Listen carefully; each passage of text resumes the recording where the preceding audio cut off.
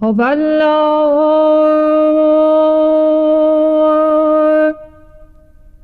پروردگارا مهربانا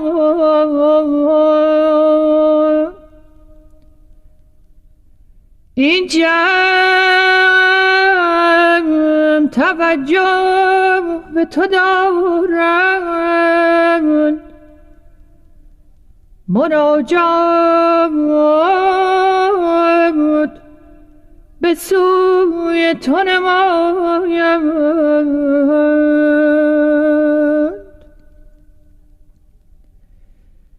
در نهایت تضرع به ملکوت تو تبتل کنم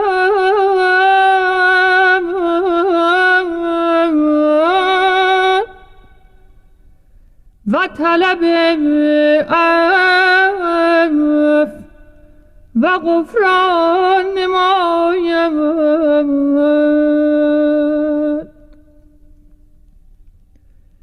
خدایا این جمع را محترم کن،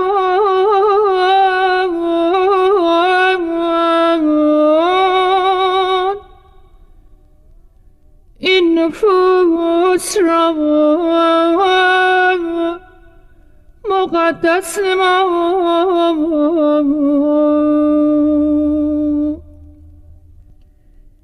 انوار هدایت تابان کن،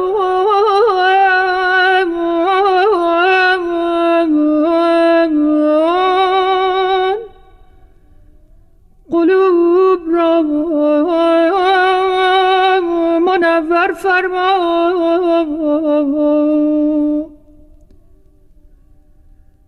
نفوس را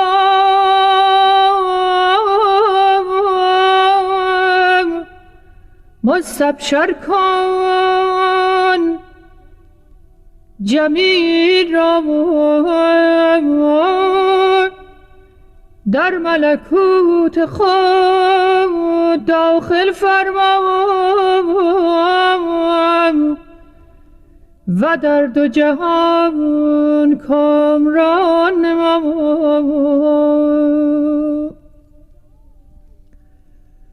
خدایا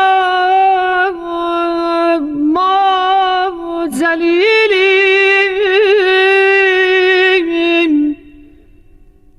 عزیز فرما، عاجزیم، قدرت عنایت فرما، فقیریم از کنز ملکوت، غنی نما، علیلیم، شفا عنایت کن.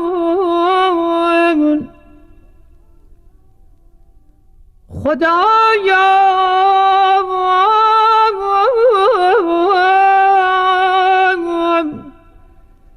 به رضای خود دلالت فرما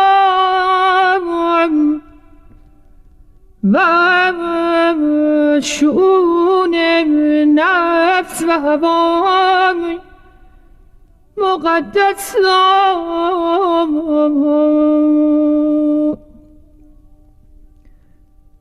خدایا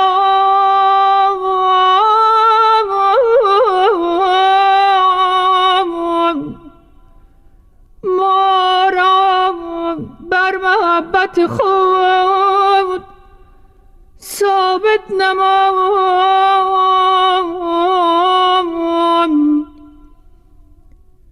و بر جمیع خلق مهربان فرما، موفق بر خدمت عالم انسانی کن تا به جمیع بندگانت خدمت نماییم، جمیع خلقت را دوست داریم و به جمیع بشر مهربان باشیم. خدایا تویی مقتدر، تویی رحیم، تویی غفور و تویی بزرگوار.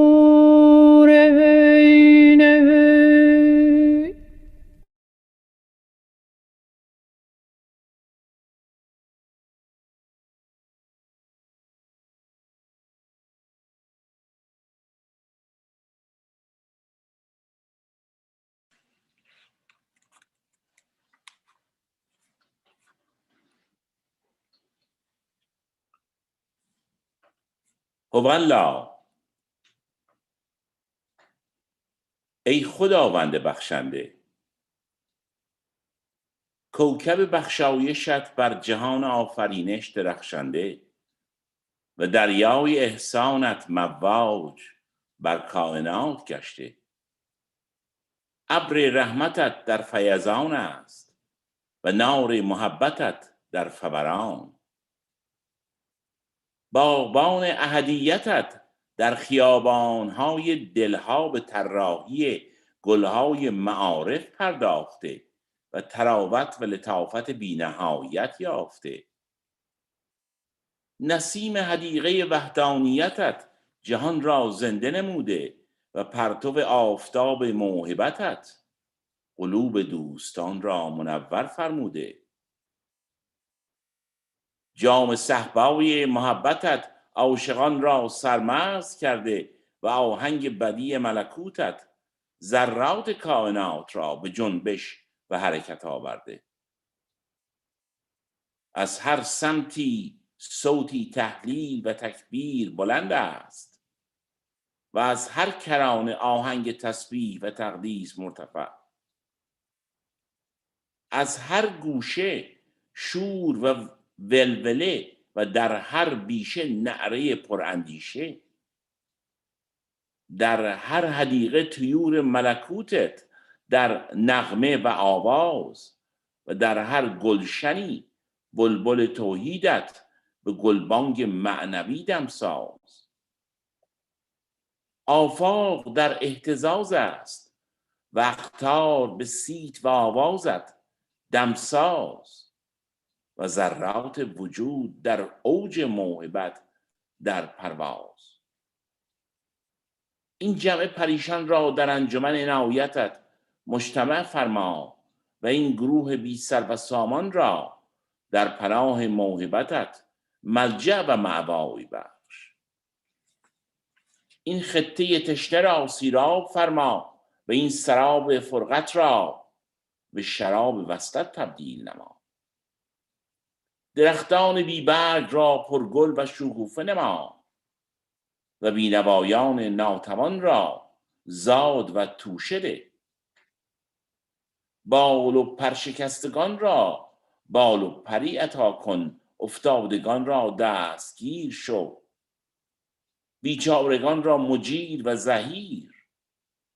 طفلان شیرخوار را از سدی عنایت شیر ده و کودکان بی زبان را در مهد موهبتت بپرور. نفوس را از نفس و هوا مقدس کن و صدور را به نور هدی منشرح نما. دلها را از هر آلایشی پاک مطهر کن، جانها را به بخشایش خلق عظیم گلشن اسرار فرما. ای پروردگار، گنهکاری ترحم نما. ای بزرگوار ستمکاری عفو و مغفرت کن. در هر دامی گرفتاریم آزادی بخش. در حبس و زندانی مطلق العنان کن. این ظلمات قلوب را به نور هدی تبدیل فرما و این شهوات نفوس را به روح تقی مبدل کن تا در هوای جانفزای انقطاع پرواز نماییم و به یاد روی و خویت دمساز گردیم. تویی مقتدر و توانا و تویی شنوا و بینا. آمین آمین.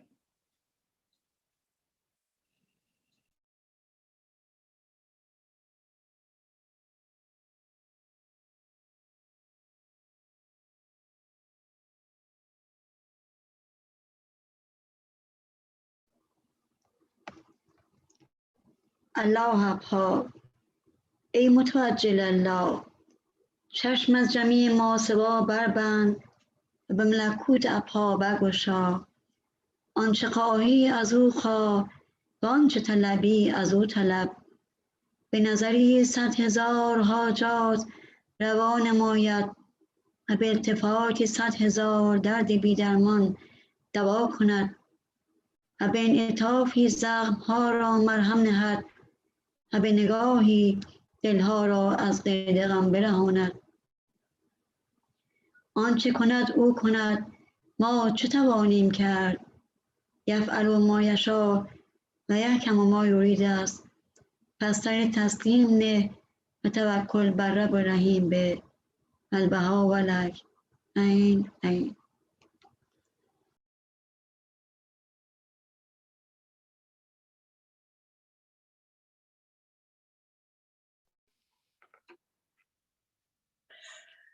هوالله، ای یزدان من، این حقایق نورانیه نجوم بازغه افق هدایتند.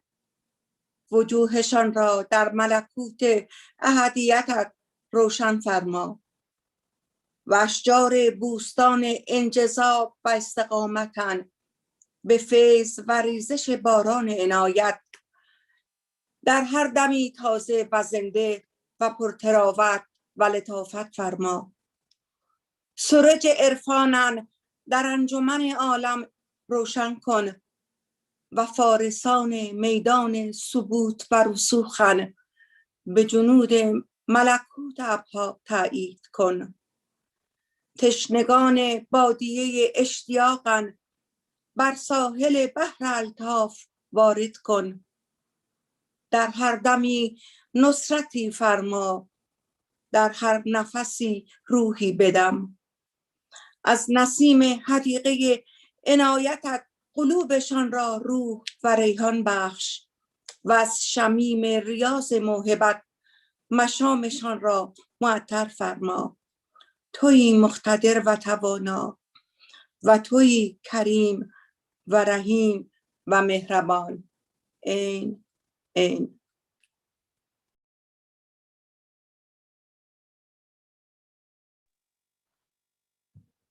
رب أنت تعلم بأن النفوس محفوفة بالنوائب والآفات ومحاطة بالمصائب والرزيات. كل بلاء يحوم حول الإنسان وكل داهية دهماء تصول صولة الثعبان.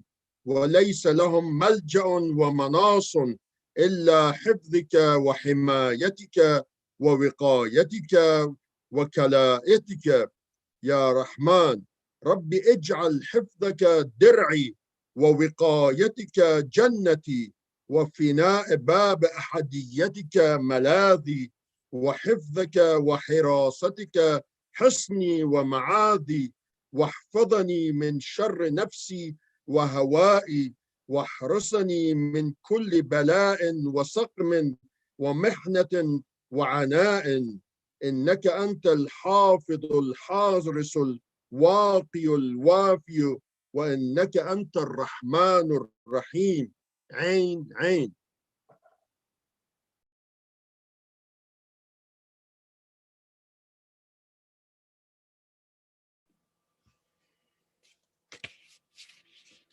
هوالله، پروردگارا آمرزگارا، این بندگان را پناه تویی، واقف اسرار و آگاه تویی. جمیع ما عاجزیم و تو مقتدر و توانا. جمیع ما گنهکاریم و تویی غافر الذنوب و رحیم و رحمان. پروردگارا، نظر به قصور ما منما، به فضل و موهبت خویش معامله کن. خطای ما بسیار است ولی بحر رحمت تو بی پایان. عجز ما بسیار است ولکن تأیید و توفیق تو آشکار. پس تأیید ده و توفیق بخش و ما را به آنچه سزاوار درگاه توست موفق نما. دلها را روشن کن و چشمها را بینا نما و گوشها را شنوا کن. مردگان را زنده فرما و مریضان را شفا بخش. فقیران را غنی نما و خائفان را امنیت بخش و ما را در ملکوت خویش قبول نما و به نور هدایت روشن کن. توی مقتدر، توی توانا، توی کریم، توی رحیم و توی مهربان. عین عین.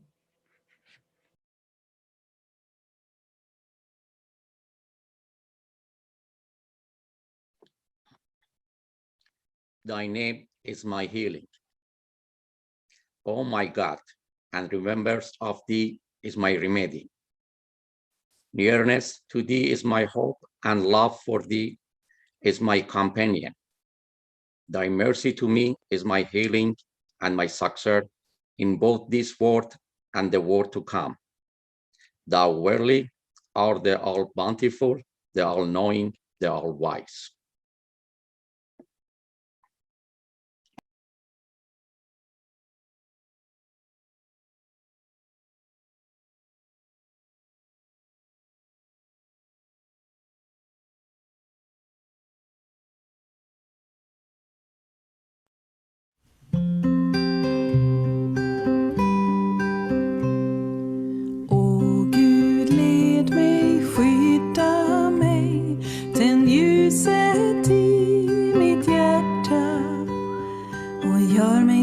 Strålande stjärna, du är den mäktige och den starke.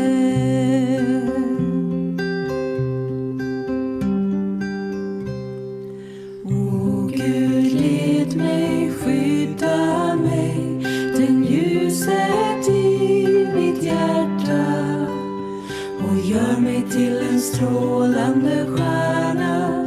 Du är den mäktige och den starke.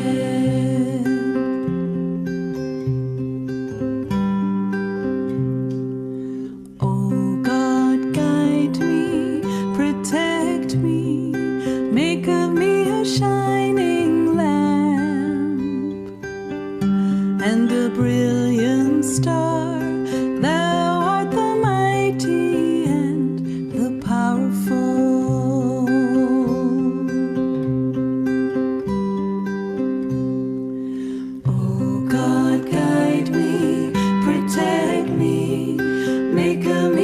Shining lamp and a brilliant star. Thou art the mighty and the powerful.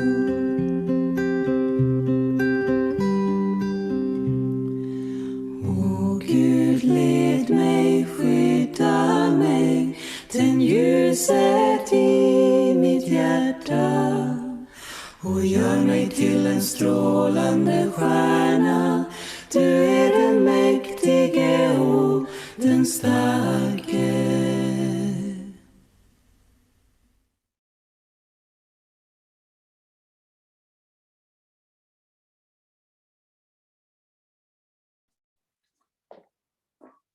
والله ای خداوند پر عطا، 100,000 امیر در کمندت اسیر و هزاران سروران در آستانت پاسبان.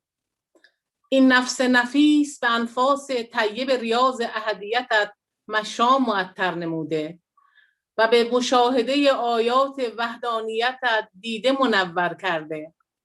حال مانند باز ساعد شهریاری در خطر تعرض جغدان حسود و زاغان عنود است.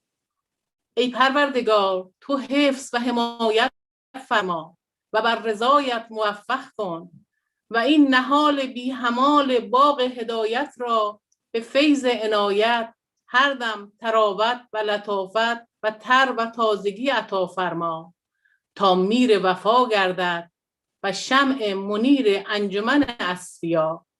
توی مقتدر و توانا. عبدالبها عباس.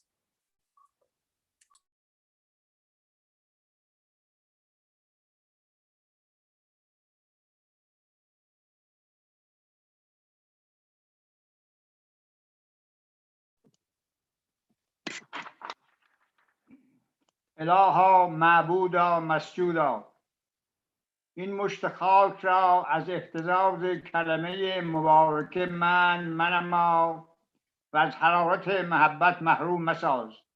دریاهای عالم بر رحمت محیطت شاهد و گواه و آسمانها بر رفعت و عظمتت مقر و معترف. ای دریای کرم، قطره‌ای به شطرت توجه نموده و ای آفتاب جود، وجود جودت را طلب کرده. هستیت مقدس از دلیل و برهان و استواءت بر عرش منزه از ذکر و بیان. رجاء افعد و قلوب و ارتفاع ایادی نفوس بر بخششت گواهی صادق و شاهدی است ناطق. چه که کرم نبود دست ارتفاع را نمی آموخت. تراب چه و ارتفاع چه. ای کریم، نیر رحمتت از افق هر شیئی ظاهر و نجم عطایت از هر شطری ساطع. محتاجان بابت عطایت را می طلبند و شوق رویت لقایت را. چون خلق از تو و امید مکنونه قلب از تو، سزاوار آنکه امام وجوه اغیار محرمان کویت را به طراز جدید مزین نمایی و به اسم بدی فائز فرمایی. توی اون که از ارادات عالم ظاهر و از مشیتت مشیات امم نافذ. رجا از غروب طالبانت قطع نشده و نمی شود. گواه این مقام کلمه مبارکه لا تقنطوا. ای کریم، عبادت در بحر نفس هوا مشاهده می شوند. نجاتت را عامل به بخشش های قدیمت را سائل. توی قادر و توانا و معین و دانا.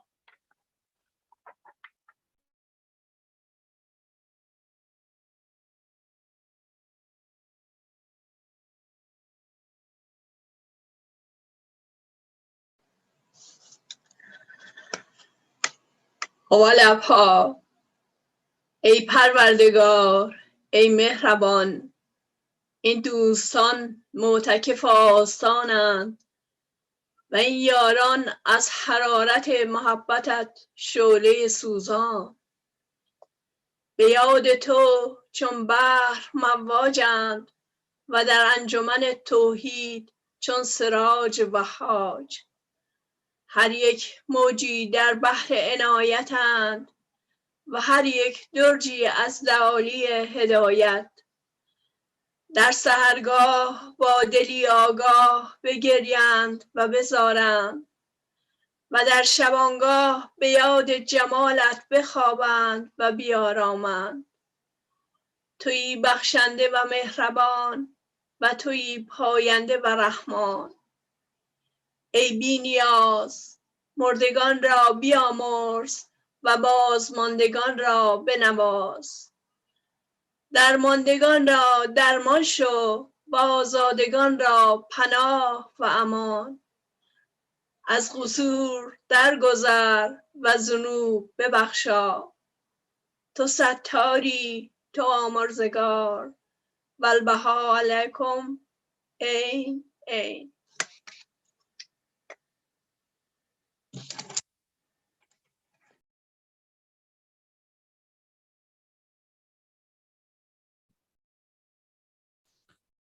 والله ای خداوند بیمانند، این یاران مستمن را در عهد علت ثابت قدم دار و از باده عنایت سرمست فرما و به نفحات الطاف محتز کن و به مواهب این کور مقدس مخصص نما. انک انت الکریم الرحیم عین عین.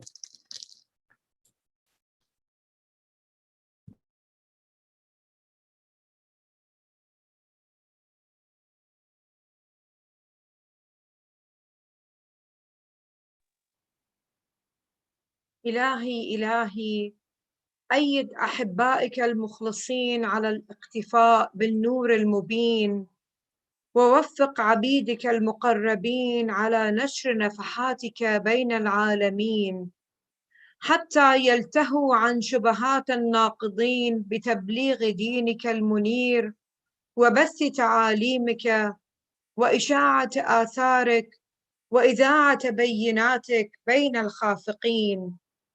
إنك أنت الكريم الرحيم العزيز الوهاب، وإنك أنت المقتدر المتعالي القوي المختار.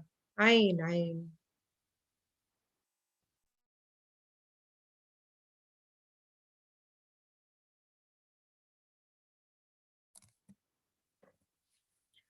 هو الأبهى إلهي وغفار ذنوبي، إني أتوصل إليك وأتضرع بين يديك وأتشبث بذيل غفرانك وأبتهل إلى ملكوت عفوك وإحسانك، أن تشمل عبدك الذي سعد إليك ووفد عليك بلحظات أعين رحمانيتك وتخوذ في بحار مغفرتك بسلطان فردانيتك، وتجعله مكللا بإكليل الصفح بموهبة ربانيتك، ومنور الوجه بعفوك وغفرانك في رفيقك الأعلى يا ربي الأبهى. أي رب، هذا ضيفك عامله برحمتك الكبرى، وادخله في جوار ألطافك يا راحم من في الأرض والسماء. إنك أنت الغفور الرحمن الرحيم، والبهاء عليه من هطرة قيوميتك يا ربي الكريم وغافر الذنب العظيم. عبد البهاء.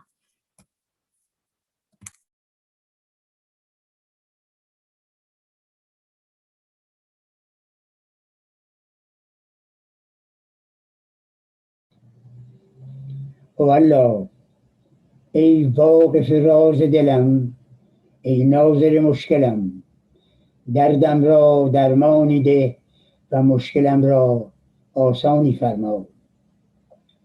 در حدیقه قلب نار محبتی برافروز و پرده های غفلت را بسوز. روح را بشارتی ده و جان را اشارتی فرما. این این.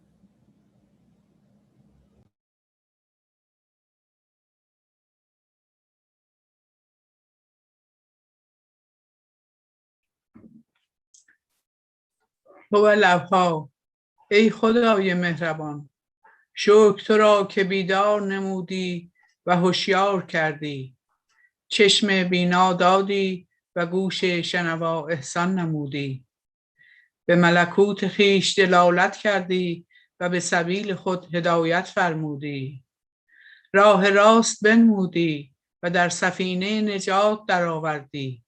خدایا مرا مستقیم بدار و ثابت فراسخ کن، از امتحانات شدید محفوظ بدار و در حصن حصین عهد و میثاقت مصون و مأمون فرما.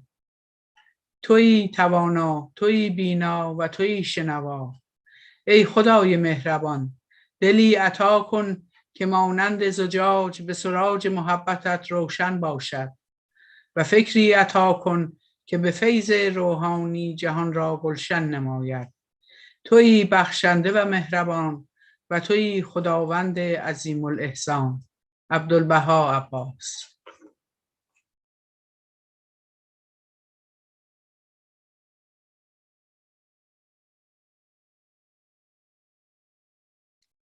الله و ابها دوستان عزیز، بسیار بسیار خوش آمدید.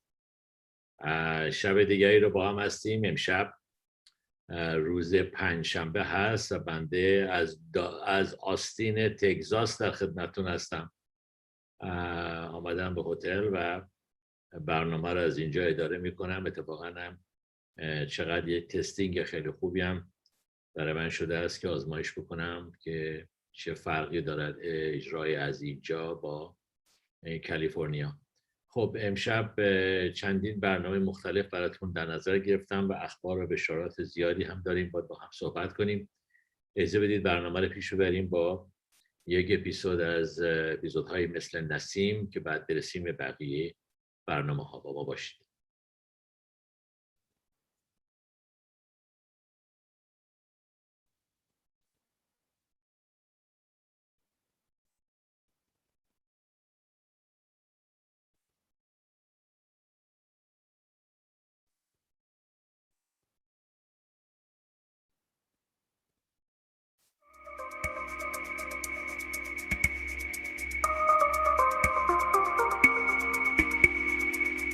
هممون یه خدا رو میپرستیم. هممون پیرو یه دینیم که با مرور زمان رشد کرده. هممون انسانی. اتحاد. این دیانت بهاییه. Hi, my name is Maylie Brown and I live in Chicago. اسمم میلی براون هست و تو شیکاگو زندگی میکنم. به خانواده متعلقم که دو طرفش خیلی با هم فرق دارن. سمت مادرم خیلی خونگرم و ارتباط دارن با هم، خیلی پشت همن. فکر کنم به خاطر حضور مادر بزرگم و پدر بزرگم هست که هنوز در قید حیاتن و شاید حدود 91 سالشون باشه.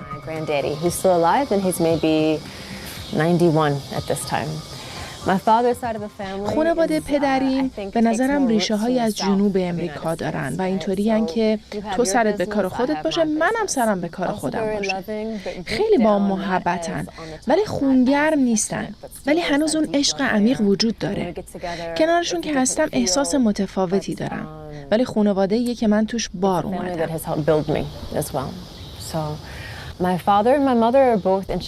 پدر و مادرم هر دوشون تو شیکاگو هستن. پدرم جنوب شیکاگوه و مادرم نزدیک ساحل شمالی. دیگه با هم نیستم. وقتی من 4 سالم بود از هم طلاق گرفتم. کودکیم بیشتر با مادرم و خانواده اون بود. بعضی از روزهای تعطیل و عیدا رو با خانواده پدرم میگذروندم.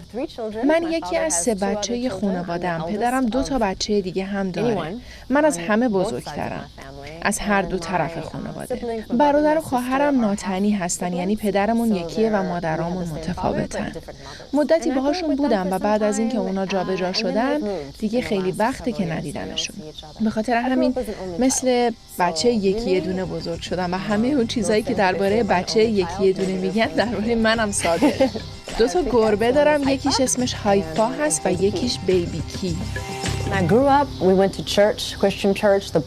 بچه بودم میرفتیم به کلیسا، به خصوص به کلیسای سیاه پوستا. میرفتیم به کلیسا ولی جزء اون جامعه نبودیم. بعد از مراسم کلیسا معمولا غذایی بود و گپ زدنای بین آدما، ولی چون ما تو حومه شهر زندگی میکردیم بعد از مراسم کلیسا زود برمیگشتیم به همون حومه و روز رو بیشتر با خانواده میگذروندیم. تو این کلیسا از بچگی بزرگ شدم و حتی تو 13 سالگی تصمیم گرفتم جشن تعمید بگیرم. ولی با آدما فقط به خاطر بودنشون تو همون کلیسایی که ما هم میرفتیم رفیق نمیشدم و وابستگی بهشون نداشتم. اولین خاطراتی که از دین دارم همون رفتن به کلیسا هست و مؤدب نشستن.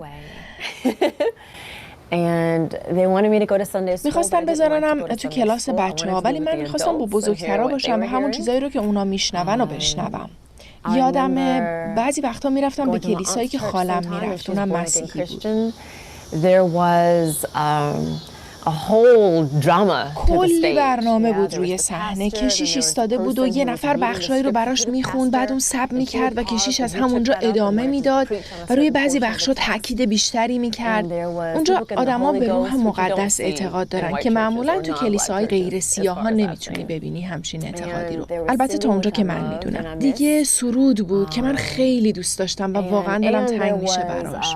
و جریان لباس ها بود که شامل کلاه و تاج بود. شاید بدونید تاج چیه. این کلاه‌های بزرگی که خانم‌ها میپوشن معمولاً تو کلیسای سیاه‌پوستا که با گل و پر تزیین شده، رنگاشون براق و بزرگن و خیلی خوشگلن و کفشا و ماشینا.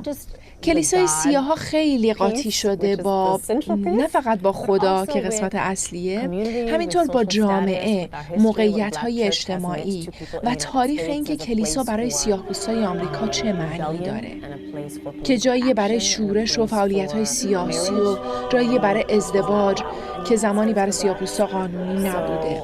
همه اینا تو تجربه من از کلیسا وجود داشت.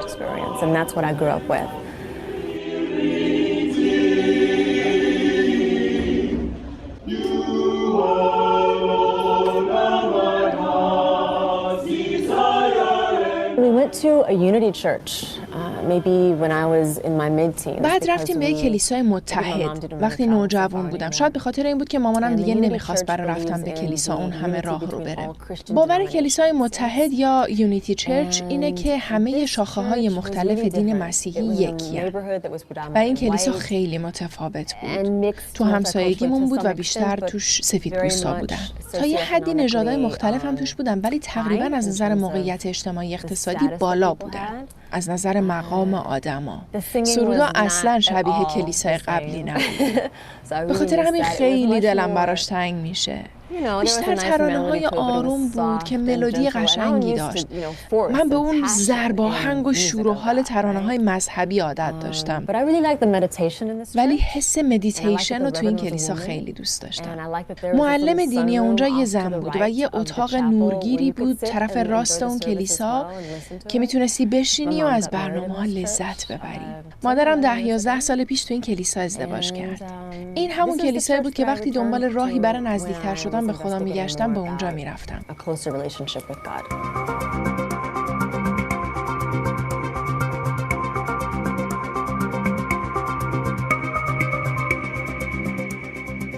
Probably in 2005. شاید حدود سال 2005 بود. با یه آقایی کار میکردم که بهایی بود. خیلی بهش فکر نمیکردم. استیو به شکل ویژه‌ای منصف بود. منصفانه فکر میکرد. تو محیط کاری که معمولاً همیشه عادلانه نبود. به خاطر همین خیلی به چشم می اومد و من به عنوان کسی که تو اون گروه بود خیلی از حضورش خوشنود بودم. فکر کنم سال 2002 یا 3 بود که استیو دیدم. چند سال بعدش داشتم توی سازمان اسکاندهی پناهنده‌های دیگه کار میکردم. تو این کار مدیر برنامه زنان بودم. زنایی که به عنوان پناهنده یا مهاجر به امریکا اومده بودن.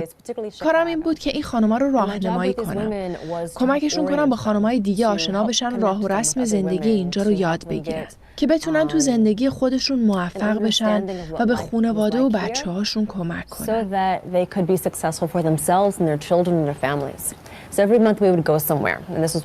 هر ماه یه جایی می رفتیم. گفتم بریم به معبد زیبای باهائی‌ها که خیلی از اینجا دور نیست. فکر کنم یه منابع عربی هم داشته باشن، چون بعضی از خانم‌ها عرب بودن و شاید میتونستیم مترجم بگیریم. رفتیم و خانم‌ها خیلی دوست داشتن زیبایی اونجا رو، بودنشون رو با هم دوست داشتن و اینکه برای زبان‌های مختلفی که حرف می‌زدن مترجم داشتیم.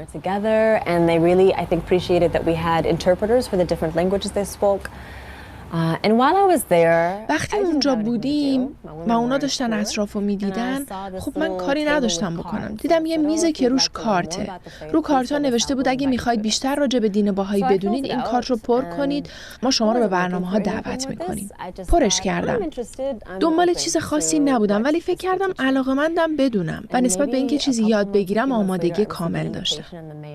چند ماه بعدش یه دعوتنامه از پست گرفتم از خانمی به اسم لاکی که دعوتم کرده بود به فستیوال سالانه کور برم که امسال سال 9مش بود. من همیشه دیر میرم. دیر رفتم و همون موقعی که رسیدم کنسرت تموم شد و گروه کور یواش یواش از هم جدا شدن. گفتم نه، کنسرت رو از دست دادم، همش تموم شد. ولی گروه کور اومدم پایین به سمت پله‌های معبد. اگه رفته باشیم به معبد می‌بینی که یه گنبد بزرگ داره، بعد پله‌ها هستن. جمعیت شروع کردن به پراکنده شدن. فکر کنم تشویقم نکردن. یکم برام عجیب بود. نمیدونستم بعد چی کار کنم. من بعدم با جمعیت اومدم بیرون. گروه کور اومدن رو پله ها و دوباره شروع به خوندن کردن. یه روز خیلی قشنگ تو ماه می بود. آسمون آبی و اون باغچه‌های اطراف معبد یه محیط زیبایی ساخته بود و اون آدما با نژادهای مختلف دستای همو گرفته بودن و میخوندن و اشک میریختن. انگار دوستی واقعی بینشون بود. خیلی تحت تاثیر قرار گرفتم. بعد سمن رو دیدم که معبد رو به هم نشون داد و با هم دوست شدیم.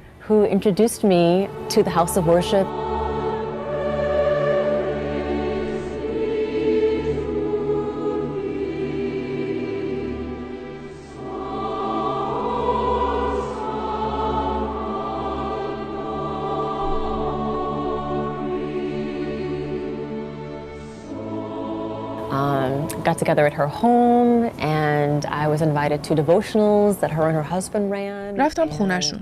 به جلسه‌های دعایی که اون و شوهرش برگزار می‌کردن دعوتم کردن و کلاس‌های روحی. و این اولین باری بود که میتونستم با هم سن و سالام درباره دین حرف بزنم. اون موقع فکر کنم اواسط 20 بودم، شاید هم آخرای 20 سالگی. Mid-20s at the time, mid-late 20s and و تا اونجا که یادمه هیچ وقت با همسن و سالام ننشسته بودم درباره خدا حرف بزنم که این خدا چیه؟ ما چطوری باید باهاش زندگی کنیم؟ یه چیز انتزاعی میدونستم که تو کلیسا یاد گرفته بودم ولی نمیدونستم تو زندگی من چه نقشی داره. درباره این چیزا حرف میزدیم. So we talked about this. This was Ruhi book 1.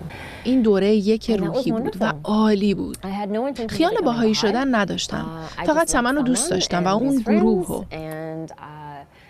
خیلی برام با ارزش بود که هر هفته برم به این کلاس ها و ترانه های زیبایی رو با هم بخونیم. شاید 1.5 سال گذشت. من با دوستای دیگه‌ای دوره 2 کتاب روحی رو می‌گذروندم.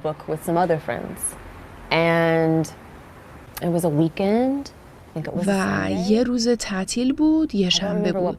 یادم نیست برای چی ولی میخواستم دعا بخونم و میدونستم باید با آداب خاصی دعا بخونم. دنبال یه جای مخصوص میگشتم تو خونم و نشستم و دعا کردم و احساس کردم قدم بعدی تو مسیر تکامل روحانیم اینه که باهایی بشم.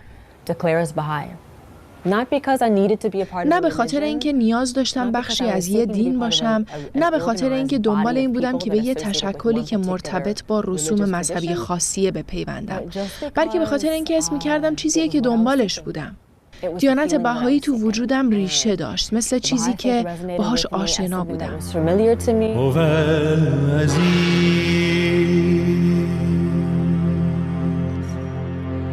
مستن بلبلان ز نغمه یاهوی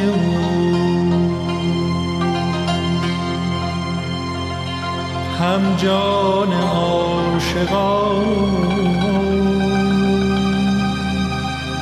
ز جرعه یاهوی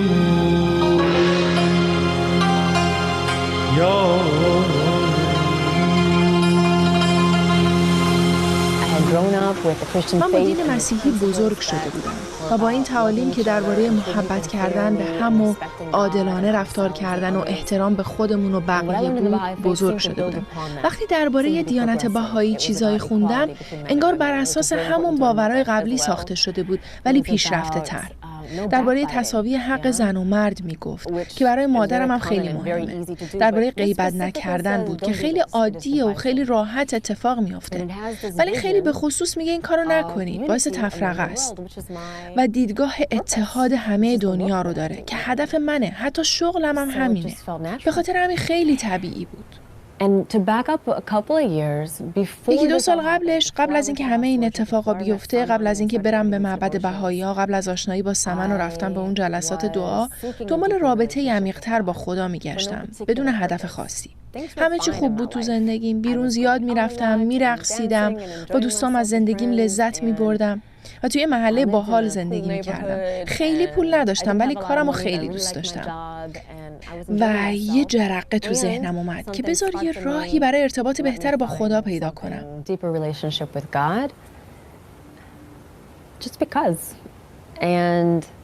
I remember having the stack of books by my bed. یادمه یه عالمه And the کتاب books بغل were تختم the داشتم. Bible. یکیش انجیل بود، یکیش کتابی بود که از یونیتی had چرچ a book کلیسای called وحدت گرفته بودم Spiritual با نام Prosperity that I سعادت got from معنوی. Community Church.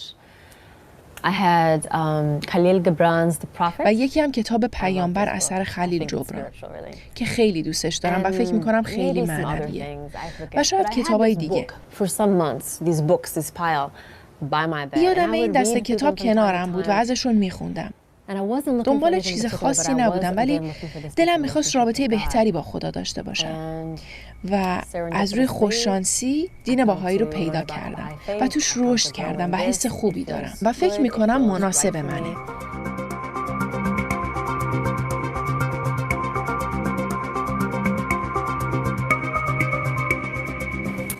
Also before I became Baha'i, I was in Delhi. درست قبل از اینکه بهایی بشم از طرف کارم که فعالیت‌های فرهنگی رفتیم به دهلی. توی شهری بودیم به اسم گورگال، خارج از دهلی.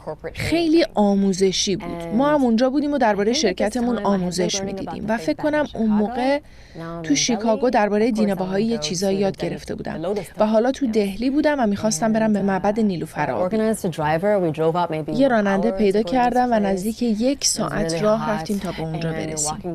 خیلی گرم بود و یه راه طولانی بود که باید پیاده میرفتم. نصفه‌هاش گفتن باید قبل از اینکه به معبد برسی کفشا رو در بیاری. زمین داغ بود. با پاهای برهنه تون میرفتم و یه جاهایی بعد کلی صبر میکردم چون خیلی آب بودن و داشتن داخل و خارج میشدن. شکل معبد مثل گل نیلوفر آبیه و 9 تا استخر آب بیرونش داره. خیلی قشنگه. قرار نبود کسی رو ببینم، فقط رفته بودم برای تجربه. وارد شدم و شاید دعا تموم شده بود، نمیتونستم حدس بزنم چه خبره. آدما داشتن این ور اون ور میرفتن. پرنده هم توش بود چون پنجره‌های بازی به بیرون داشت. پرنده‌ها راحت میپریدن بیرون و تو. خیلی قشنگ بود. گردنبندای بهایی گردنم بود که سمبل یکی بودن نوع بشره. البته هنوز بهایی نبودم. نشستم تو معبد و شروع کردم این دعا رو خوندن که با این جمله شروع میشه که ای خدا روحم رو شاد کن.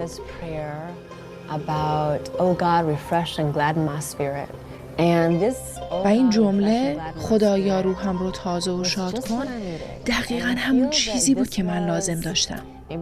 حس کردم شاید این لحظه اعلام رسمی بهایی شدنم نبود ولی برای من لحظه وصلم به خدا بود که مثل تصدیق وجود خدا بود از جانب من تو این دینی که داشتم میرفتم که بیشتر بشناسمش.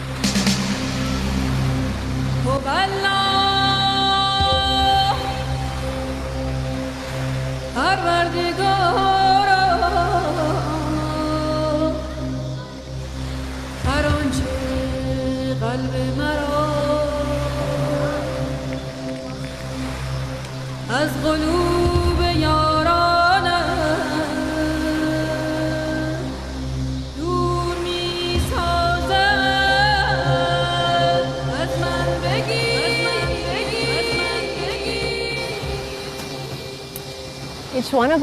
هر کدوممون داستان زندگی داریم، همه کسایی که میشناسیم و نمیشناسیمشون. اینم داستان منه. ممنون که با هم بودید. بهایی شدن سطح زندگیمو بالا برد. تو زمینه کاریم، تو فعالیت‌های ارتباطات بین فرهنگی دیدم رو بلندتر کرد. یه پایه عمیق‌تری توش پیدا کردم که فقط یه منطق فکری یا یه منطق کاری نیست، بلکه یه منطق معنویه که تو کارم برام خیلی قویه. شاید مثل راههایی نباشه که آدمای دیگه باهاش ارتباط برقرار میکنن، ولی این راه منه. یه مسائل به خصوصی رو تو زمانهای خاص به خاطر میارم، مثلا غیبت نکردن. خیلی آسونه که غیبت کنی. خیلی راحت حرفای نامهربون به کسی بزنی. خوش میگذره. همینطوری که مسیر حرفا داره میره تو هم باش همراه شی. بدون اینکه منظور ناراحت کردن کسی رو داشته باشی. خیلی وقتا این کارو میکنیم. و من خیلی سعی میکنم که اگه حرف با محبتی ندارم زبونمو نگه دارم و چیزی نگم. یا اگه حس میکنم چیز درستی نیست چون دارم به شکل خاصی درباره کسی حرف میزنن، از اون صحبت بیام بیرون یا یه چیزی بگم. مثلا این درست نیست. و اگه با لبخند بگم، مامانم میگه هر چیزی رو میتونی با لبخند بگی. اگه با لبخند بگم آدما راحت‌تر قبولش میکنن. مثلا من با این بحث کاری ندارم، بذار دربارش حرفی نزنم. این یه مسئله بود، غیبت. و صبوری با آدما یه مسئله دیگه است. ایده این که با افراد دیگه صبورانه رفتار کنم که من دارم سعی میکنم مثل یه ماهیچه پرورشش بدم. البته اونقدرا که دوست دارم قوی نشده.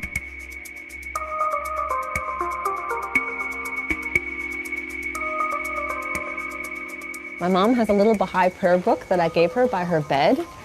به مامانم یه کتاب دعای بهایی دادم که کنار تختش هست. خیلی خوشحاله که من راهی رو برای ارتباط با خدا پیدا کردم. مامان بزرگم هم همینطور، مامان بابام که خیلی مسیحیه. اوایل که بهایی شدم تابستون بود، فکر کنم تو ماه جولای. من و مامانم رفته بودیم یه فستیوال هنر. نشستم کنارش و گفتم مامان یه خبر مهیج دارم برات. و براش گفتم که بهایی شدم. گفت یه فرقه است؟ گفتم نه فرقه نیست و براش توضیح دادم که دین بهایی چی میگه. احتمالاً قبل ترا هم گفته بودم ولی دوباره توضیح دادم. و الان قدردان خیلی از باورای دین بهاییه. باور تساوی حقوق زن و مرد رو تقدیر میکنه. ترجیح میده من با یه مرد بهایی ازدواج کنم چون این باور و اخلاق بخشی از دینیه که ما بهش اعتقاد داریم.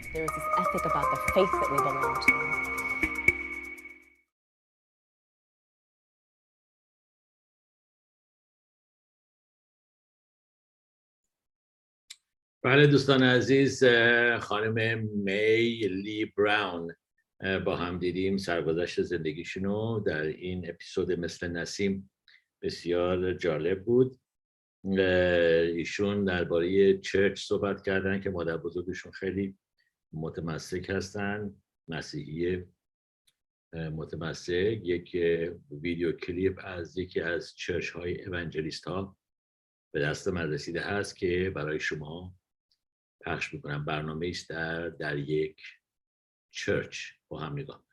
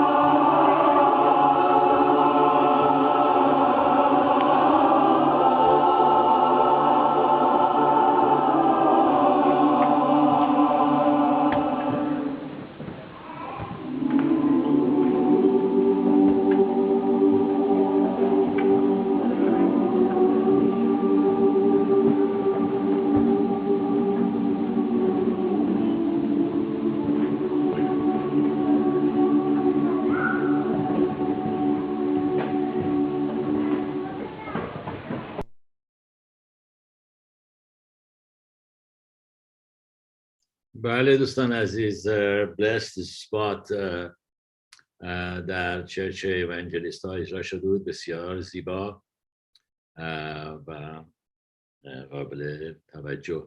خب دوستان اجازه بدید به یک آهنگ با هم گوش کنیم.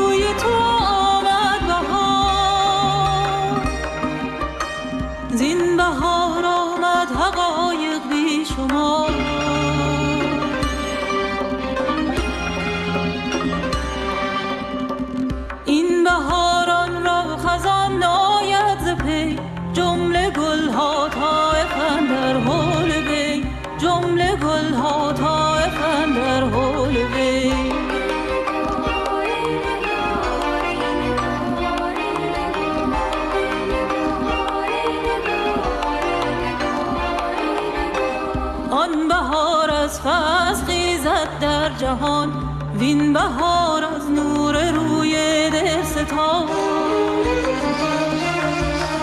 وین بهار از نور روی دلستان.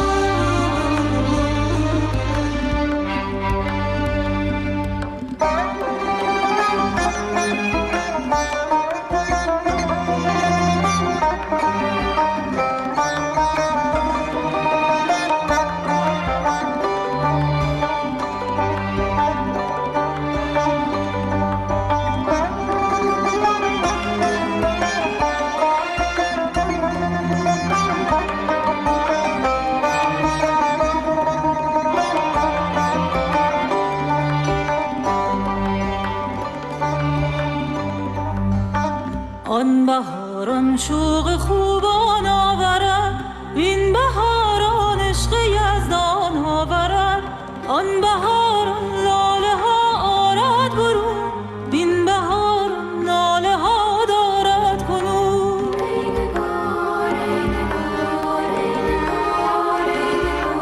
بلبلانش مست از جام الست، قمریانش از جمال دوست مست. مست از جام الست، قمریانش از جمال دوست مست. مست مست مست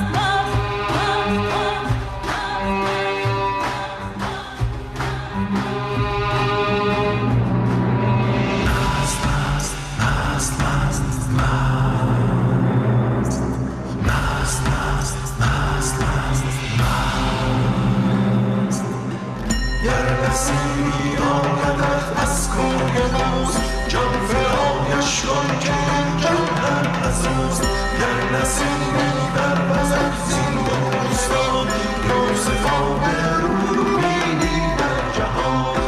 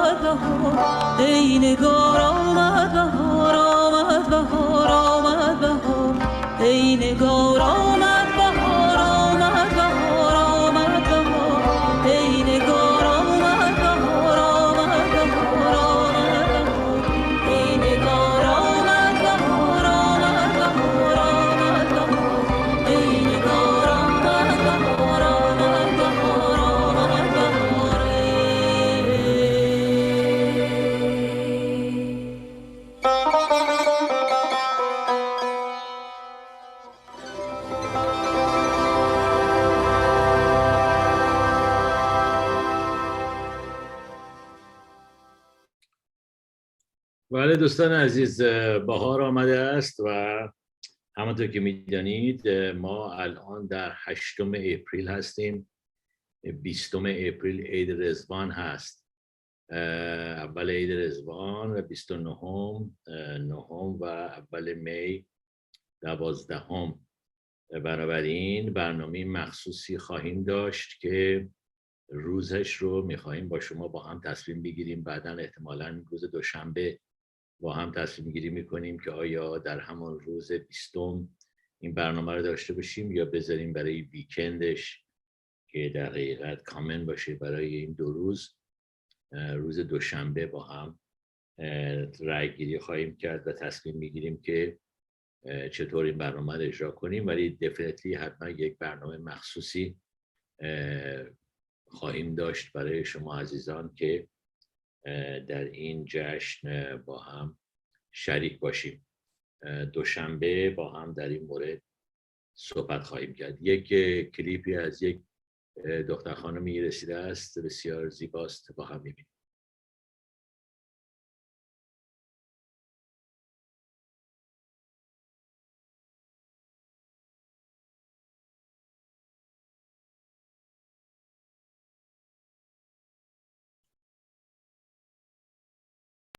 مقصود این مظلوم از حمل شرایط و بلایا و انزال آیات و اظهار بینات اخماد نار زقینه و بغضا بوده که شاید آفاق افعده اهل عالم به نور اتفاق منور گردد و به آسایش حقیقی فائز گردد و از افق لوح الهی نیر این بیان لائح و مشرق باید کل به آن ناظر باشند. مقصود یعنی هدف بچه‌ها، اتفاق یعنی اتحاد و دوستی، شرایط و بلایا یعنی سختی ها، زقینه و بغضا یعنی بغض و کینه، لایه و مشرق یعنی واضح و آشکار، اخماد نار هم یعنی خاموش کردن آتش. هدف حضرت بهاءالله از تحمل سختی ها و مشکلات و فرستادن آیات و کتاب ها و فرستادن دلایل روشن برای اتفاقهایی که در دنیا میافتد، خاموش کردن آتش بغض و کینه و نفرت بوده که شاید قلب آدم‌های روی کره زمین با نور اتحاد و دوستی روشن شود و به خدا نزدیک شویم و در حقیقت به آسایش حقیقی دست یابیم. در همین کتاب‌هایی که از طرف خداوند آمده این موضوع آشکار است که باید همه به آن توجه و عمل کنیم تا ما همیشه اتحاد و دوستی را در قلب ما نگه داریم و بغض و کینه را پاک کنیم تا به راحتی واقعی برسیم.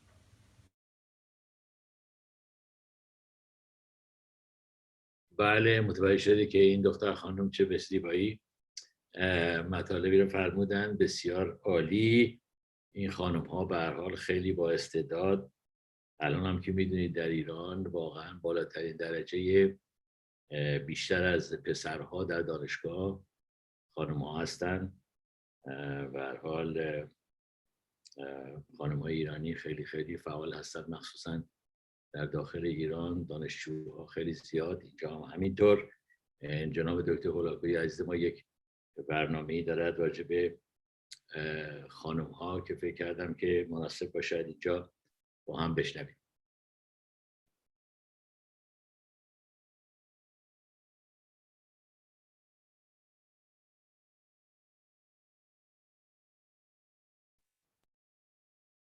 برای که امروز از نظر علمی اصلا جای تغییر وجود نداره که زن به دلیل اینکه در 7 هفتگی در شکم مادرش یعنی دختر بعد از خوردن تستوسترون به مغزش دچار حالت عقب ماندگی نمیشه مثل پسر بچه، تمام مدت از مرد جلوه، در سیستم حسی جلوه.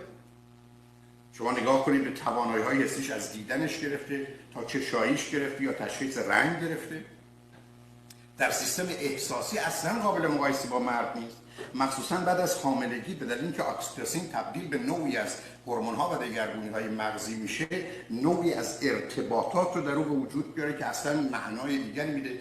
حتی از نظر عقلی و سیستم استدلالی و تخیل از مرد جلوه. حتی از نظر عقلی و سیستم استدلالی و تخیل از مرد جلوه. تنها در یک قسمت کوچکی از اجزای هشتگانه هوش که گاردنر برای ما مشخص کنه، جنبه مکانیکال و متماتیکال هست که به نظر میرسه کمی مردان بر زنان برتری دارن، ولی واقعا امتیازی مردان بر زنان ندارن و به همین جهت است که حتی در وقت تولد متوسط بهره هوشی دختران همه جوامع از پسران بیشتر و حتی 2 سال تقریبا زن زودتر بالغ میشه. حتی توانایی‌های او در مقابله با بیماری‌ها چه فیزیکی و چه روانی آنچنان است که به طور متوسط 5 تا 7 سال طول عمر زنان بیشتر هست.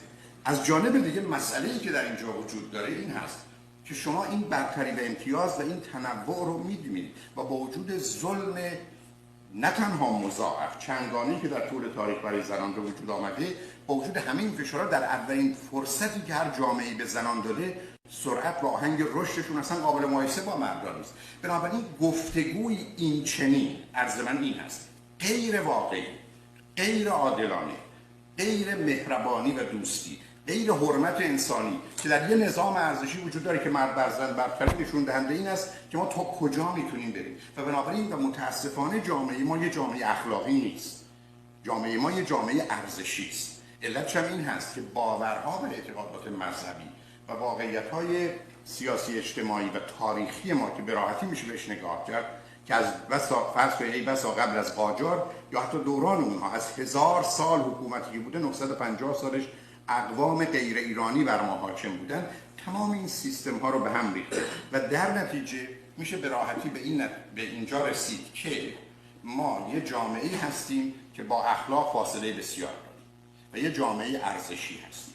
بیان فرمودن که شما طبق صحبتی که من کردم زنان از ویژگی‌های بیولوژیکی بسیاری برخوردارن، ولی چرا در طول تاریخ در حقیقت همیشه برای گرفتن حقوق خودشون حرکت میکردن؟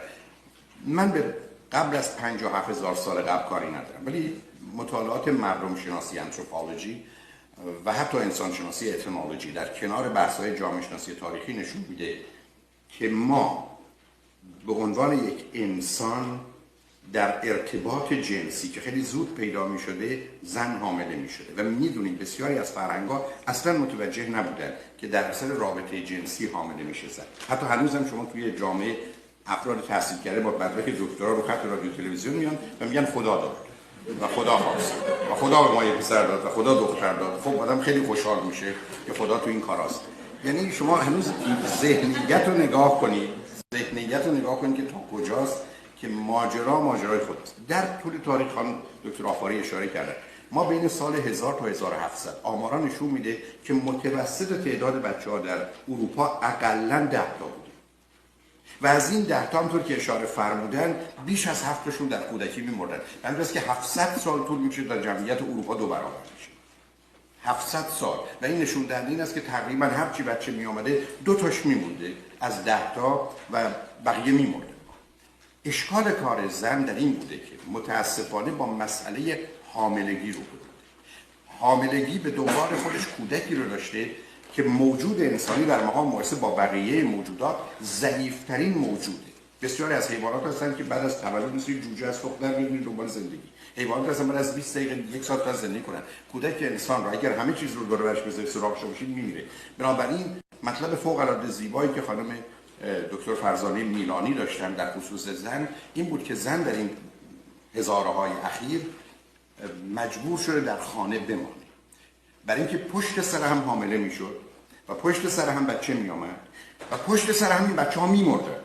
بنابراین زن گرفتار بوده و بنابراین مرد فرصت این پیدا کرده که حرکت کنه بره، بنابراین توان اقتصادی پیدا کرده. مطالعات این چند هزار سال نشون میده که 95% جوامع چند زنی بودن و همونطور که به درستی اشاره کردن شما وقتی پول بیشتری داشتید امکان داشتن زن بیشتری می‌داشتید. این شرایط و وضعیت بوده که زن رو نگه داشته. تا اونجا که در ادبیات خود ما بلبل نر به دنبال بلبل ماده نمیره، به دنبال گل میره. حیرت انگیزه، برای اینکه اون نماد زنه یه زنی است که پاش در گل خانه است و بنابراین به مرد اجازه میده که از این گل سراغ اون گل و اون گل بره.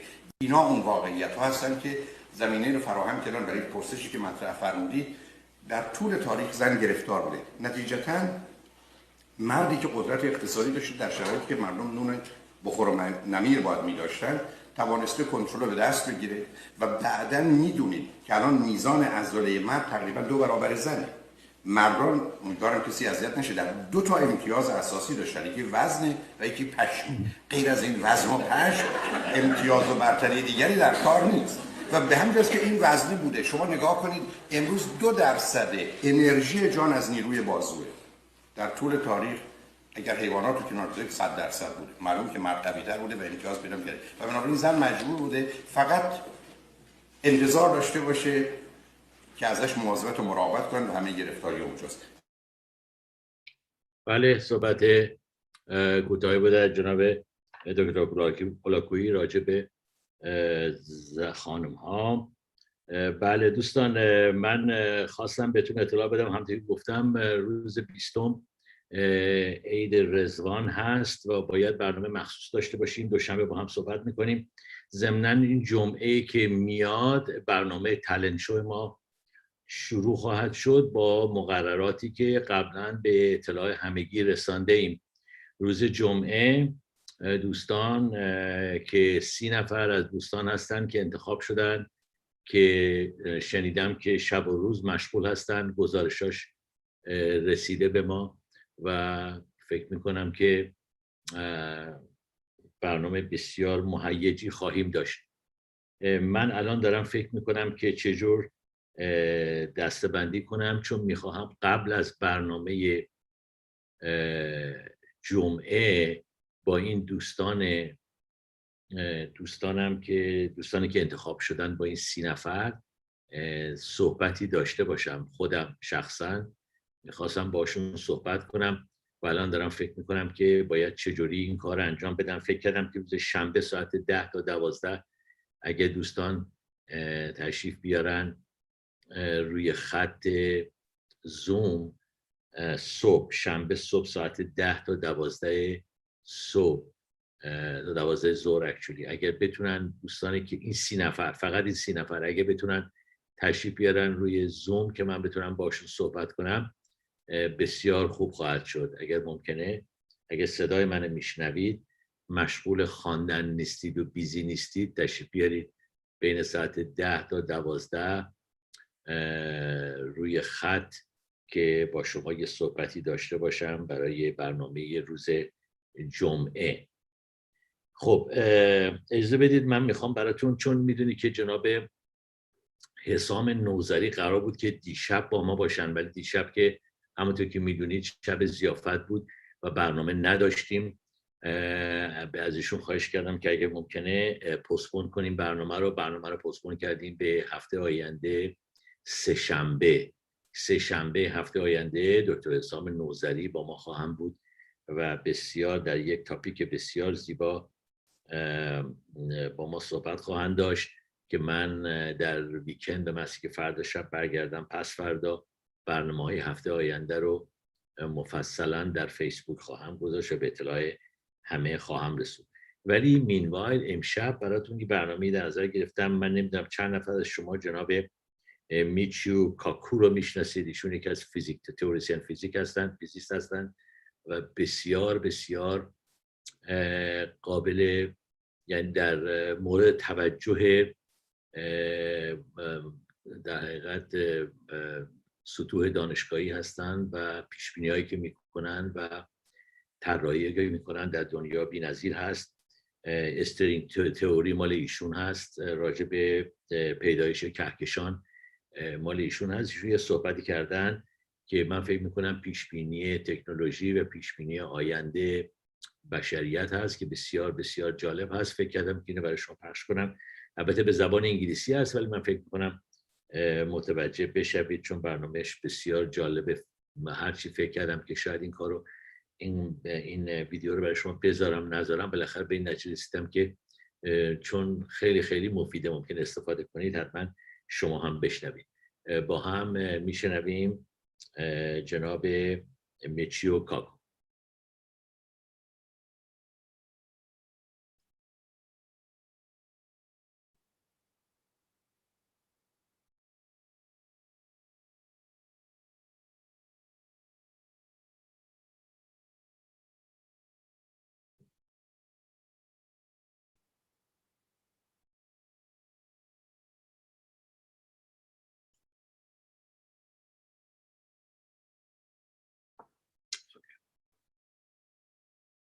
work like this. It's okay.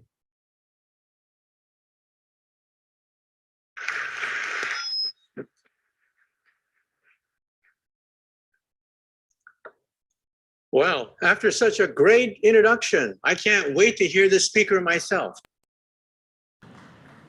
Your Royal Highnesses, Your Excellencies, distinguished guests, ladies and gentlemen, today I'm going to bring to you the future. The future as told to me by over 300 of the world's top scientists that I've interviewed for BBC television, the Discovery Channel, the Science Channel. And I asked these distinguished scientists the same question, the question that has haunted philosophers and theologians for ages. That question that I asked them is there intelligent life on the earth? Probably not. But when I see a conference like this, and I see all these intelligent people, these movers and shakers, believing in a better society created by science and technology, then I am enlightened and heartened. Because today, we're going to talk about the next 20 years. The other question I ask these scientists is, where does wealth come from anyway? We have all this wealth that we see around us. They tell me that wealth ultimately comes from science and technology. But science and technology comes in waves that we physicists initiated. The first wave was steam power. We physicists in the 1800s worked out the thermodynamics of heat. We could calculate from a lump of coal how much energy you can derive to move a locomotive. 80 years after that, we physicists worked out the laws of electricity and magnetism. That gave us television, radio, generators, appliances, the electric age. 80 years after that, we physicists worked out the transistor and the laser, high technology, GPS systems, and the space program. So the question for today is, what is the fourth wave of wealth generation? If the first wave was steam power, the second wave was electricity, and the third wave was computers, the fourth wave, we believe, will be science at the molecular level. Artificial intelligence, nanotechnology, and biotechnology, they will be the drivers of wealth generation into the future. Computers, for example, will become so cheap that they will cost maybe a penny apiece. Computer power will be everywhere and nowhere. In fact, the word computer will disappear from the English language. We will no longer say the word computer. In the operating room, doctors already have access to the internet. In the future, they will have access to artificial intelligence. In the middle of an operation, they will ask a computer for the latest information about surgery, about neurology, the heart, the latest information as they are performing the operation.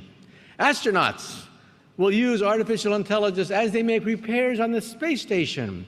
They will consult with an artificially intelligent computer system as they make the repairs. You know, I live in New York City, and when I walk through the streets of Manhattan, I see all these buildings. I don't know who owns them. I don't know what their property tax is, the laws regulating them. I don't know anything about these buildings. In the future, an artificially intelligent agent will tell me who owns these buildings, how much they cost, and make projections of the future as to whether or not they will appreciate, whether or not they will fall in price, algorithms that predict economic activity. The future will be such that whenever we need something, we will simply ask, and it will talk back to you. So we're talking about a world where information is everywhere and nowhere. Now today, children use virtual reality. That's for children. They put on goggles, they see a cartoon, and they create imaginary worlds. For adults, we have augmented reality. Scientists will be able to walk right inside a DNA molecule. Scientists will be able to walk on the moon, walk on Mars. Designers will design cars simply by waving their hands.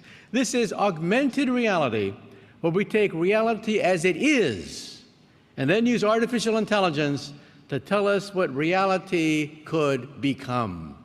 And if these goggles are too inconvenient for you, we will put the internet in your contact lens. And who were the first people to buy internet contact lenses? College students taking final examinations. They will blink and see all the answers to my exam right there in their contact lens. This is going to revolutionize education. No longer can we professors use memorization as the standard to learn science. In the future, you will see the periodic chart, the amino acids, boom, right there in your contact lens. Infinite information by blinking. And this means that professors will have to emphasize concepts, principles, rather than memorizing things that you're going to forget the next day anyway. So we're talking about a new world where if you can imagine it, you can create it. 3D printers are now so good that you can actually print merchandise. These shoes shown here were printed in a shoe store as you waited for them. Custom-made shoes printed for you as you wait for them in a shoe store. And jewelry, we can now begin to print with metals, which means that in the future you'll be able to design your own jewelry. This means that at New Year's, at birthday parties, if you want a present, a toy, you'll simply download the blueprint for the toy and print it out inside your living room. In fact, toys will become intelligent. And this is creating a problem for the English language. We're going to have a contradiction in terms called smart Barbie dolls. Another contradiction in terms is Microsoft Works. That is also a contradiction in terms. And this is the future of the cell phone. Today, you have a PC, a laptop, you have a tablet, and a cell phone. Why? Why? It's the same screen, except different size. In the future, we will make intelligent paper, cyber paper, e-paper of any size. From your cell phone, you will scroll out as much paper as you want, type on it, fold it up, and put it back in your cell phone. In fact, we can make yards of this stuff. This is the future of wallpaper. Today, if your wallpaper is old, discolored, torn, what do? You suffer. That's what you do. In the future, you talk to the wallpaper. You go to the wall and say, mirror, mirror on the wall. Please change color. Please change design. Please change shape. And if it's 4 o'clock in the morning and you have a pain in your chest, is it a heart attack? Do you wake up the house, call for an ambulance? Or is it the pizza you had the previous night? What are you going to do?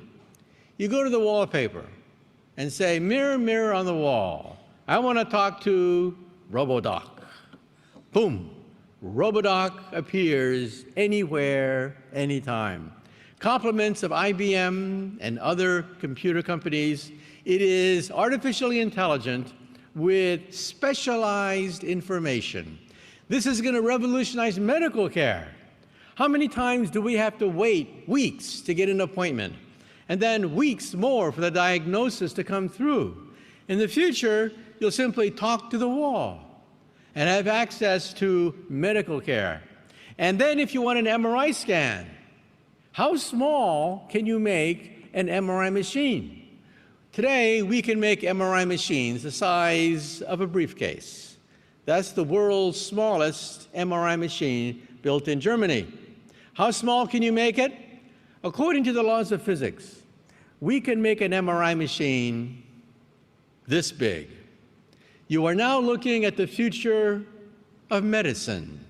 You will talk to RoboDoc, get almost free medical advice, scan your body with an object the size of a cell phone. So we're talking about a revolution in medicine and also a revolution in law. Let's say you're in a car accident. You're traveling through some small European country. You don't speak the language. You don't know the laws. What are you going to do? You're going to talk to your wristwatch. In your wristwatch is RoboLawyer. RoboLawyer speaks many languages. RoboLawyer accesses the local laws in any country and gives you sound legal advice. So in a world of augmented reality, you will see people and you'll see their biography next to their image. And if they speak to you in a strange language, your contact lens will translate it into English. You will be able to talk to people in any language because your contact lens, your visors will translate. How many times have you been at a conference like this and you bump into somebody and you say to yourself, who is this person? I know this person. I think it's Jim, John, Jake. I know this person. In the future, your glasses will say, it's Jim, stupid. You see him every year at this conference, and here's his complete biography right next to his image. And tonight, you're at a cocktail party, and there's some very important people at that cocktail party, but you don't know who they are. In the future, you will know exactly who to suck up to at any cocktail party. And transportation will also be digitized. We're talking about the digitization of life. These are cars of the future which have no steering wheel, because you simply talk to them and they talk back to you. In fact, I think that one day cars will become robots. The robotics industry will be bigger than the car industry because the car will become a robot. You'll talk to it. You'll argue with it. You'll go over the best itinerary with your car. And when you want to park it, you simply tell the car, park yourself. And so you don't have to worry about parking the car anymore because cars park themselves. You talk to your wristwatch, you call for your car, afterwards you talk to your wristwatch and the car parks itself. In fact, you don't have to own a car anymore. You can lease a car because at night, why bother to pay for a car that you don't use? So this is going to change everything. Insurance rates are going to change because fatal accidents will be reduced. Parking spaces will become obsolete. This is going to change the way we live once cars become robots. And speaking about cars, we're going to digitize cars. In Dubai, of course, we're already talking about flying cars. But what is NASA doing? NASA wants to make a supersonic commercial jetliner. It took me 12 hours to fly from Manhattan to Dubai. Think of what it would be like to do it in 2 hours, to hop in a plane in the morning, have lunch in Dubai, and be back in Manhattan in the afternoon. NASA says by 2025, we want a new blueprint for a supersonic transport. Now you may say to yourself, wait a minute, didn't we have that before? The Concorde, wasn't the Concorde a supersonic jetliner? Yes, but it had a fatal flaw. It was designed in the 1960s when our computers were only 64K processors. Those are dinosaurs. You know, whenever I see old videos of the space program, in 1969, we put 2 men on the moon. You realize that today, your cell phone has more computer power than all of NASA in 1969 when they put 2 men on the moon. In fact, I think it's criminal. What criminal what NASA was doing back then, sending humans into outer space, backed up by a cell phone. That's what they were doing back then. Well, now we have supercomputers. We can design supersonic airflow to create jets that have no sonic boom. The sonic boom is what killed the Concorde because we didn't have supercomputers. Today, we have supercomputers. We can model supersonic airflow to create jets with no sonic boom. And beyond that, we're going to go to Mars. It's now official. The President of the United States has stated that we're going to go to the moon and then on to the red planet. Starting next year, the United States will send a capsule around the moon for the first time in 50 years. We're going back to the moon next year. Soon after that, astronauts will be going around the moon, and then after that, on to Mars. In fact, spaceflight has gotten so cheap that private companies like SpaceX can now create the biggest rocket on the planet Earth. The Falcon Heavy is the biggest rocket on the planet Earth today. And how much did it cost the American taxpayers? Nothing. We got it for free. That is how cheap space travel has become, and that's also how expansive the private sector has been in terms of creating and picking up the ball for space travel. So it's on to Mars. Now, what am I building up to? What does all this mean? All these gadgets, all these conveniences.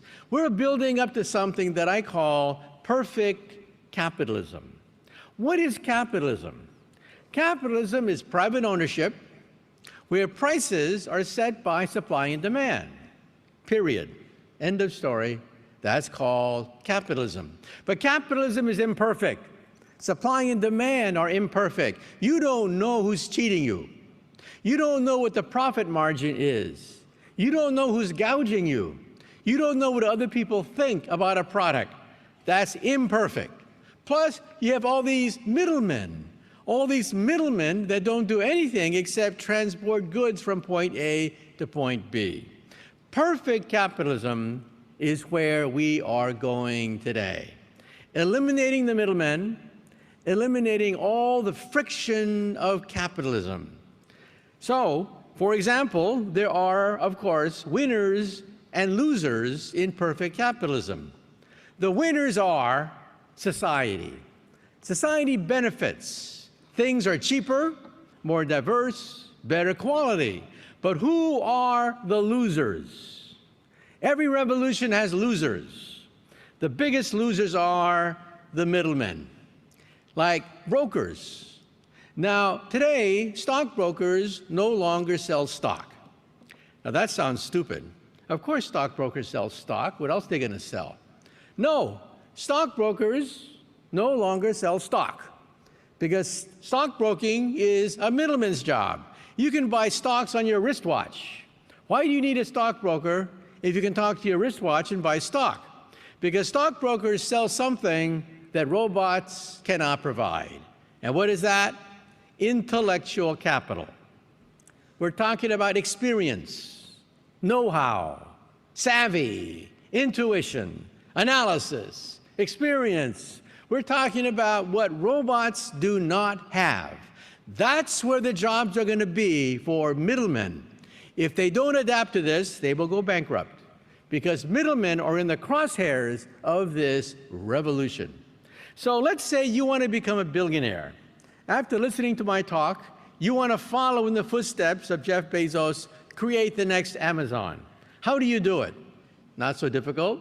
First, you take a look at the marketplace and take an industry, any industry. Then you look to where there are middlemen, inefficiencies, friction, aggravation. And then what do? You digitize it. Such a simple formula, but that's what Amazon did. That's what Uber did. That's what Airbnb did.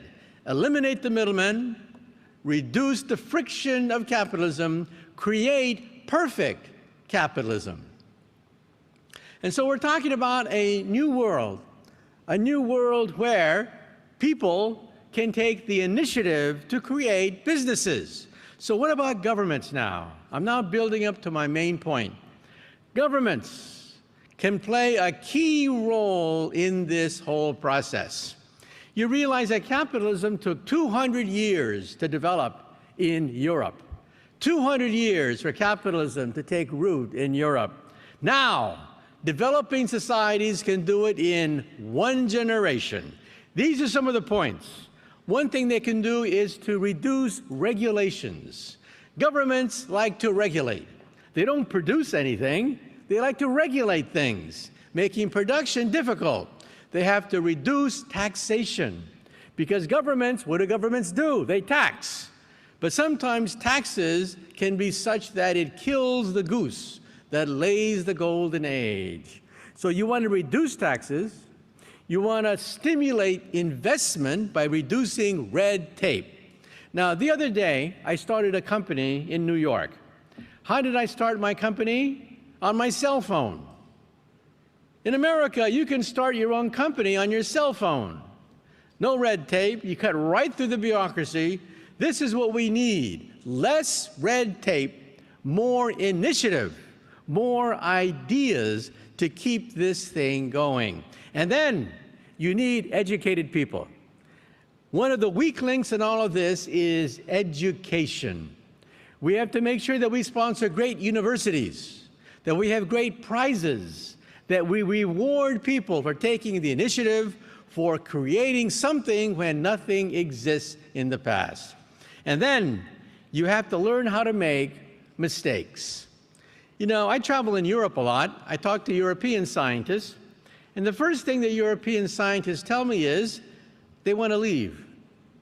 They want to leave Europe and come to America. And why is that? Europe has great scientists. Europe has great laboratories. But the problem is cultural.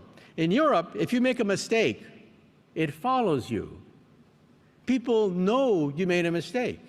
They know your parents. They know your family. They know your history. If you make a mistake, it follows you in Europe, also in Asia. In America, we couldn't care less if you make a mistake. In fact, we say, what?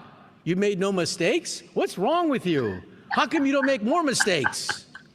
Mistakes is how you learn. And that's what we do in Silicon Valley. We treasure those people who learn from their mistakes. And now let's talk about the digitization of the next great area, biotechnology. Huge. Baby boomers are aging. Alzheimer's could be the disease of the century. And we want to make sure that we can thrive in this new environment. First of all, diagnostics. This is a computer. It's the size of an aspirin pill. It has a chip in it with a camera and a magnet. You swallow it, and a magnet traces it as it goes inside your stomach, taking beautiful pictures of your large intestine.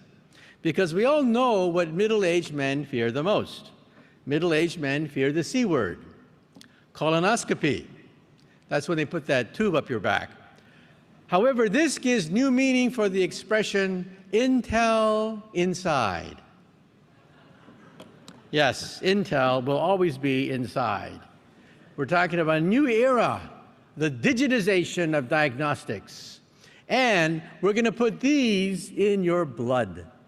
Nanotechnology will fight cancer cells one by one. And how will we prevent cancer? We will unleash something called liquid biopsies and DNA chips. If you are a woman and you feel a lump in your breast and the biopsy says it's cancerous, then I'm sorry, it's too late. You have 10 billion cancer cells growing in your breast. Surgery is required immediately. You are on the operating table. No ifs, ands, or buts. That's today.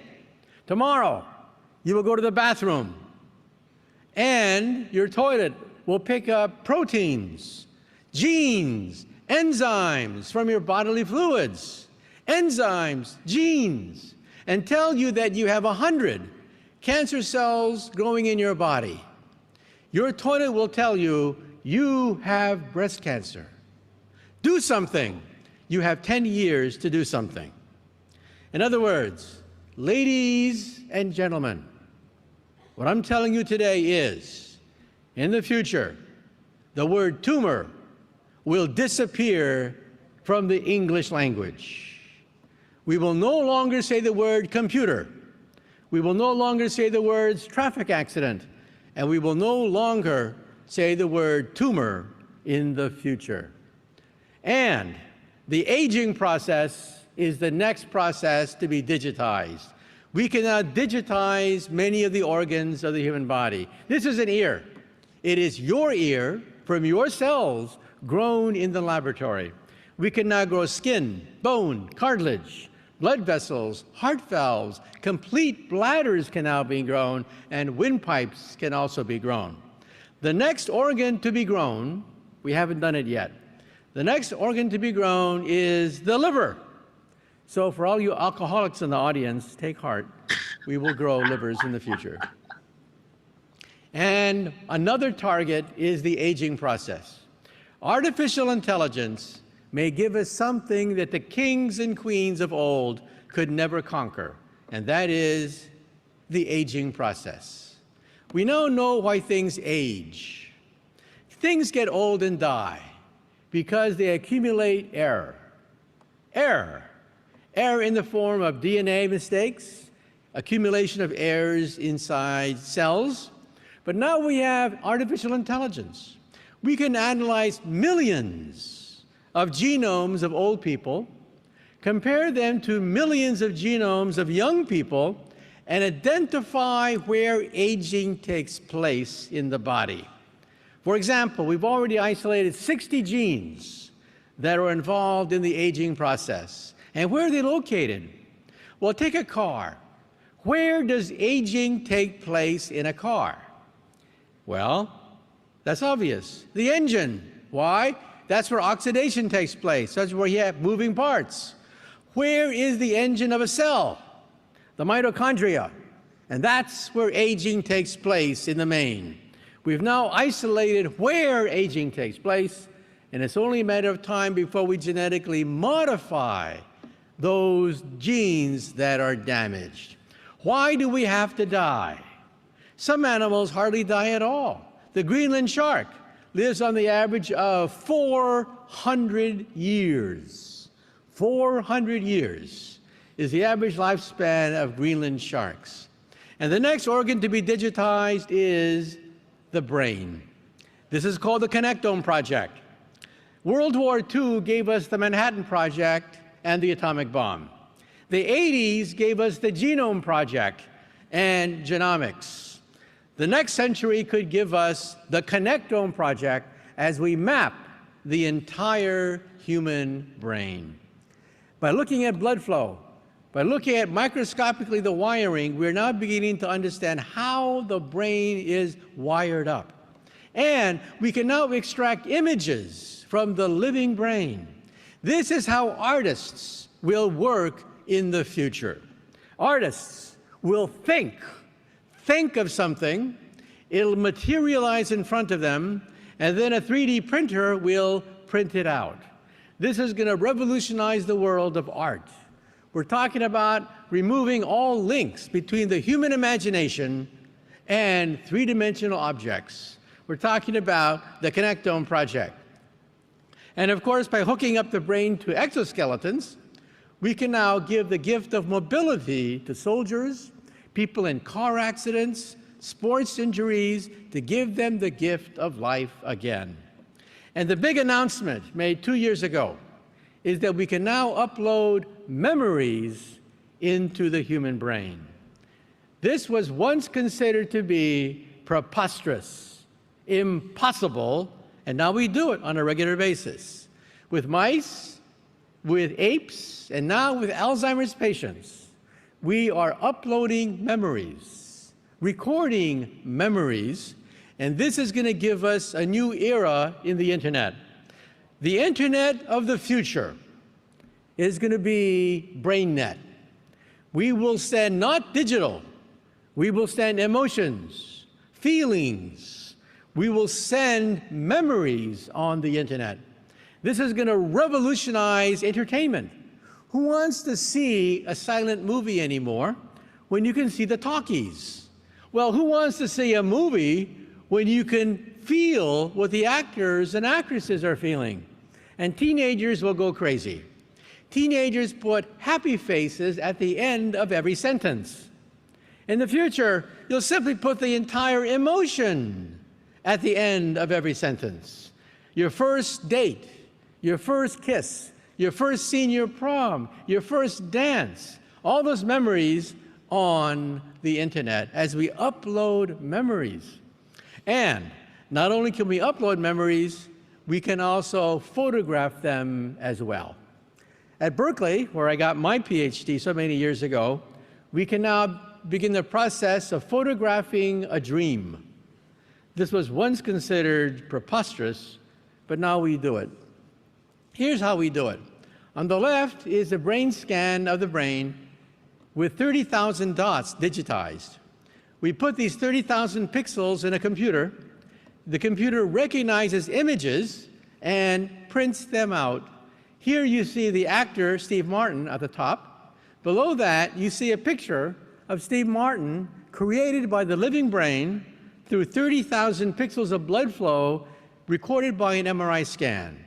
So we can now extract images from the living brain. And then if you fall asleep in this MRI machine, the machine keeps on going and prints out a picture of your dream. One day you'll wake up in the morning, you'll push a button and watch the dream that you had the previous night. So we're talking about the digitization of the mind. We're talking about BrainNet.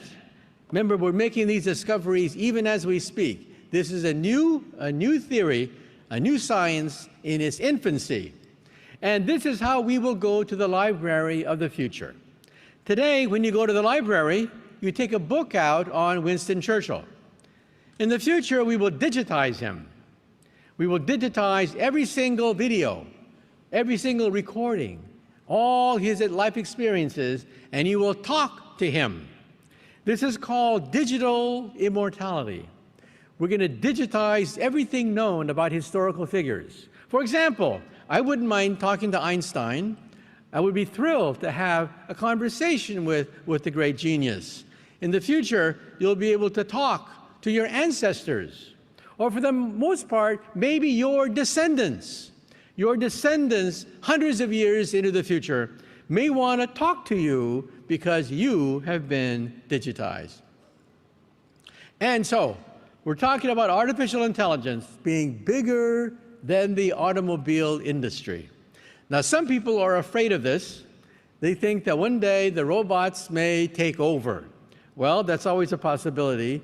But for the next period of time, for decades to come, artificial intelligence is going to create jobs, industries, new opportunities, new fields opening up. But let's not be naive. At some point, maybe at the end of the century, robots could become dangerous. The tipping point is self-awareness. Fortunately, robots do not know they are robots. In fact, robots don't know anything about awareness. So we have nothing to worry about. But in the future, perhaps we should put a chip in their brain to shut them off if they have murderous thoughts once they become self-aware. Right now, our most advanced robots have the intelligence of a cockroach, a retarded cockroach, a lobotomized retarded cockroach. Our most advanced robots cannot pick up garbage. They cannot sweep the floor. They cannot do any of the things that we would ask them to do. The US Pentagon sponsored the DARPA challenge to create a Fukushima robot that could clean up the mess at Fukushima, and almost every single robot failed. So we have many, many decades to go before robots become a partial threat. Now I'd like to simply sum up and say a few remarks. One, we are headed toward perfect capitalism. You're going to have infinite knowledge of what you buy, who you talk to, your surroundings, infinite knowledge simply by asking for it. We're going to digitize all of society. We're going to have artificially intelligent objects do most of the tedious work around us. And the brain is the next major organ to be digitized. We're going to have BrainNet. And now let me end on the final note. When I was a child, I had a role model. My role model was Albert Einstein. And my favorite Einstein story is this. When Einstein was an old man, he was tired of giving the same talk over and over again. So one day his chauffeur came up to him, and the chauffeur said, "Professor, I'm really a part-time actor. I've heard your speech so many times, I've memorized it. So why don't we switch places? I will put on a mustache, I will put on a wig, I will be the great Einstein, you can put on my jacket and be my chauffeur." Well, Einstein loved the joke, so they switched places. This went along famously until one day, in the back, a mathematician asked a very difficult question. And Einstein thought, oh, the game is up. But then the chauffeur said, that question is so elementary that even my chauffeur here can answer it for you. Thank you very much. Great audience. Introduction to the future. Thank you. So interesting. بله شاید حواستون باشه که واقعا چندین مسئله بسیار مهم و صدا منو میشنوید؟ دوستان صدا من میاد؟ بله در آینده شما رو اگه دیجیتایز بکنن نوه و نتیجه هاتون رو دیسنده دا 10 تا جنریشن جلوی شما میتونن شما رو ظاهر کنن، باهاتون صحبت کنن و باهاتون درد دل کنن همون شکلی که الان دارید فکر میکنید. It's amazing technology the way that it goes. این مسئله برین نت خیلی جالب هست که افراد دیگه کامپیوتر میشه برین نت، تمام برین ها مغزها همه به هم وصل خواهد شد و اطلاعات رو جابجا خواهند کرد و جلوگیری از ایج رو کنترل میکنن. تمام سل هایی که مربوط به ایجینگ هست اونا رو کنترل میکنن، یا اینکه کنسر رو میتونن جلوتر از حد معمولش تشخیص بدن که در توالت ها که شما تشریف میبرید بعدش راحت توالت میتونه تشخیص بده که شما دارای مریضی هستید و زودتر میتونید پیشگیری کنید.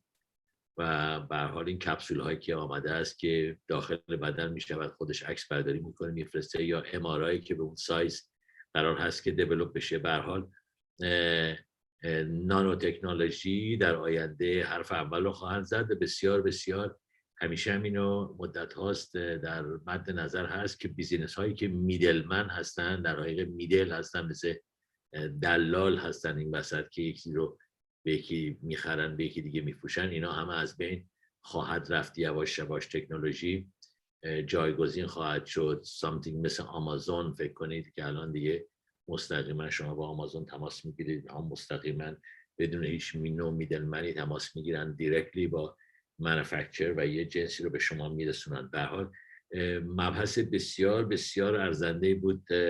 بنده خودم تا حالا 2-3 بار اینو گوش کردم ولی فکر میکنم بازم باید گوش کنم، برای اینکه این مسئله برین نتش رو من خودم خیلی اینترستد بودم، چون همیشه فکر میکنم که شما فکر کنید الان مثلا خواب میبینید، خوابتون رو بتونید پرینت کنید، خوابتون رو بتونید رکورد کنید، یا اینکه بتونید مموریتون رو نگه دارید، یا لاست مموریتون رو بتونید جبران کنید از مموری که قبلا دیجیتایز کردید. اینا به هر حال اینا رولوشن هست و در آینده انشالله ببینیم حالا چطور میشه. خب با هم ما میخوام جناب سخنور شما بفرمایید یک شعری بفرمایید برای ما. من شما رو آنمیوت میکنم، یه شعری برای ما بخونید. یه شعری بخونید که این آینده ما چطوری میشه. جناب سخنور بفرمایید. خودتون آنمیوت کنید.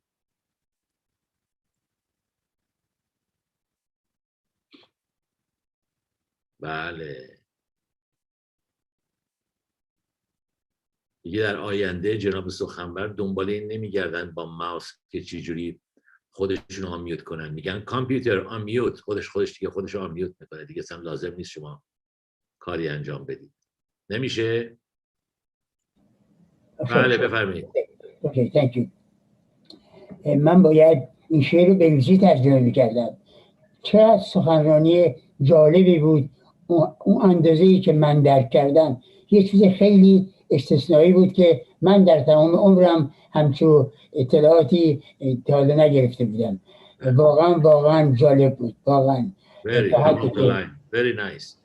کشورهای عربی واقعا ببینید چقدر سرمایه گذاری میکنن، همشون تمام تاپ ساینتیستاشون در این جلسه همه نشسته بودن، این اومده براشون صحبت کرده. ببینید چقدر اینا طالب علم هستن و در حال توسعه هستن و چش و گوششون بازه. به هر حال خیلی خیلی واقعا کل کلیپ بسیار بسیار جالب بود. بفرمایید جناب. عنوان این شعر هست قبله ما. بفرمایید.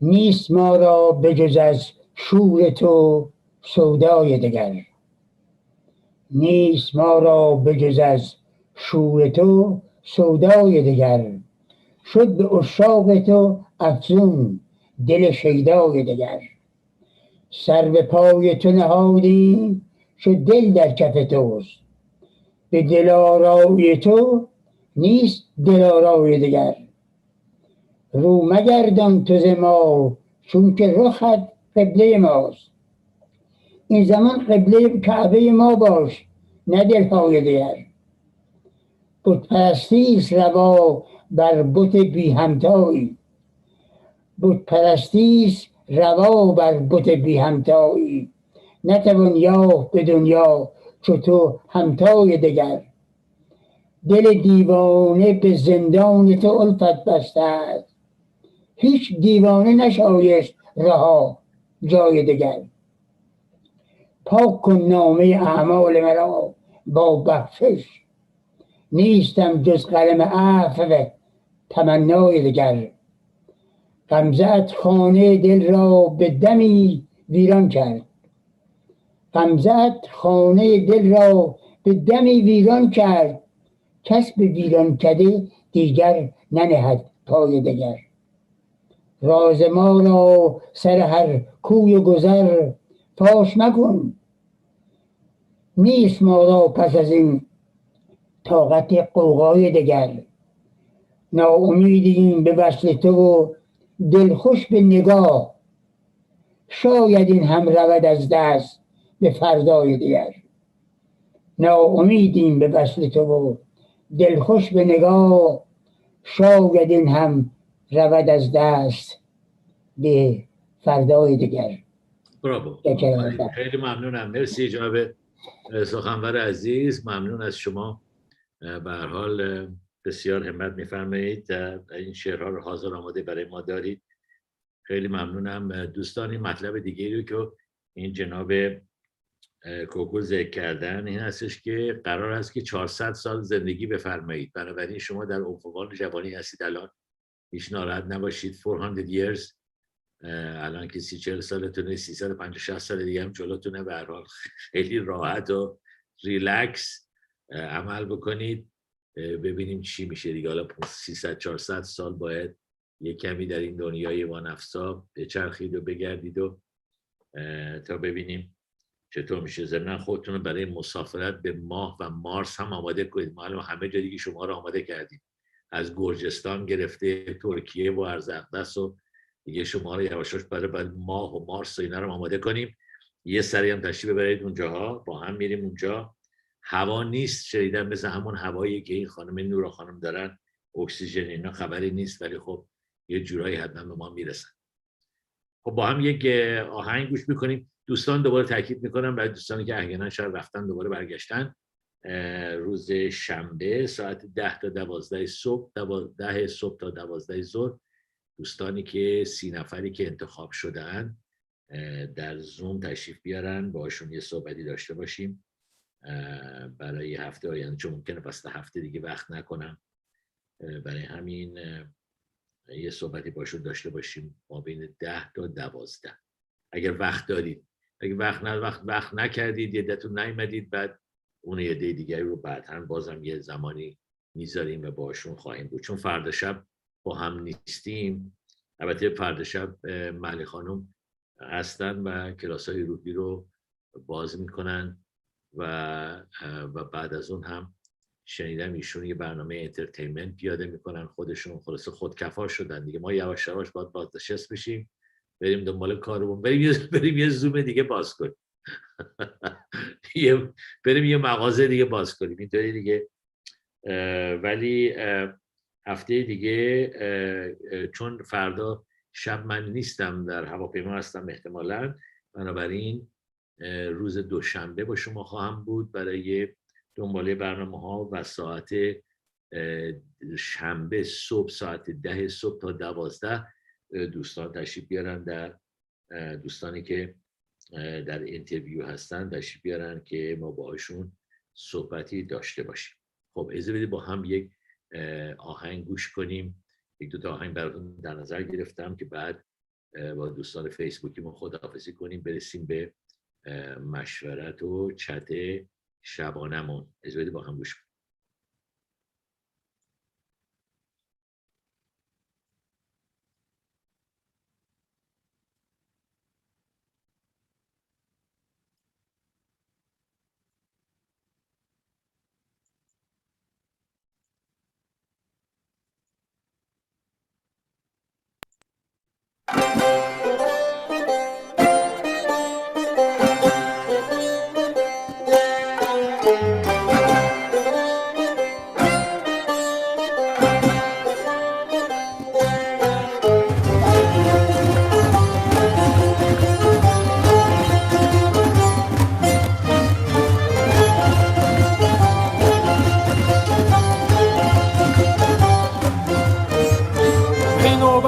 خندان از لامکان رسیدی، چیزی به یارمانی از یار ما شدیدی. خندان و تازه رویی، سرسبز و مشبویی، هم رنگ یار مایی، یا رنگ از او خریدی. ای فضل خوش و جانی، نزدیک ها نهانی، اندر اثر پدیدی، در ذات نابدیدی. ای گل چمن بیارا، میخند آشکارا، زیرا ز ماه پنهان در خار میدویدی.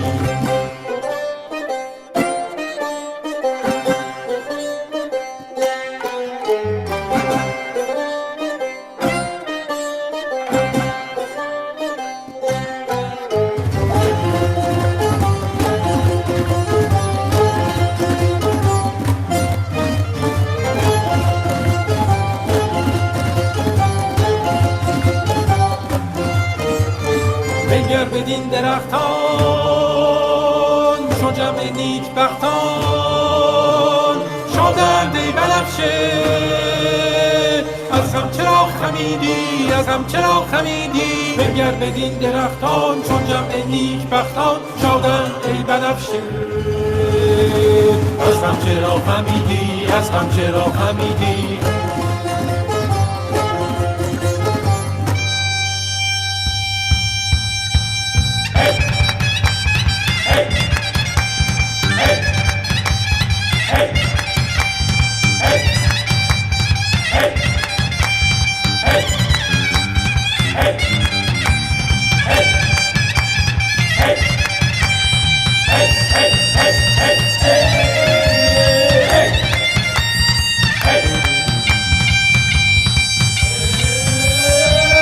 بهار خندان از لامکان رسیدی، چیزی به یارمانی از یار ما شدیدی. خندان و تازه رویی، سرسبز و مشبویی، هم رنگ یار مایی، یا رنگ از او خریدی. ای فضل خوش و جانی، نزدیک ها نهانی، اندر اثر پدیدی، در ذات ناپدیدی. ای گل چمن بیارا، میخند آشکارا، زیرا ز ماه پنهان در خار میدویدی.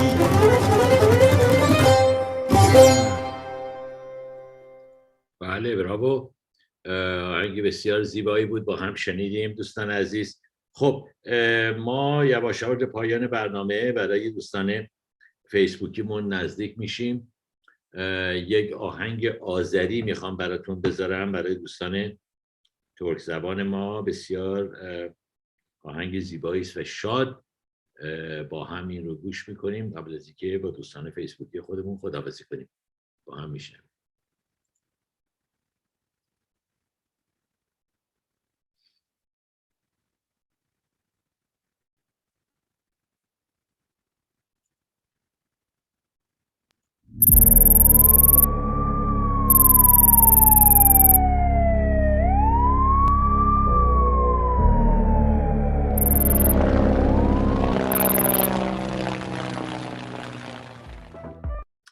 بله این آهنگی بود آذری که با هم شنیدیم.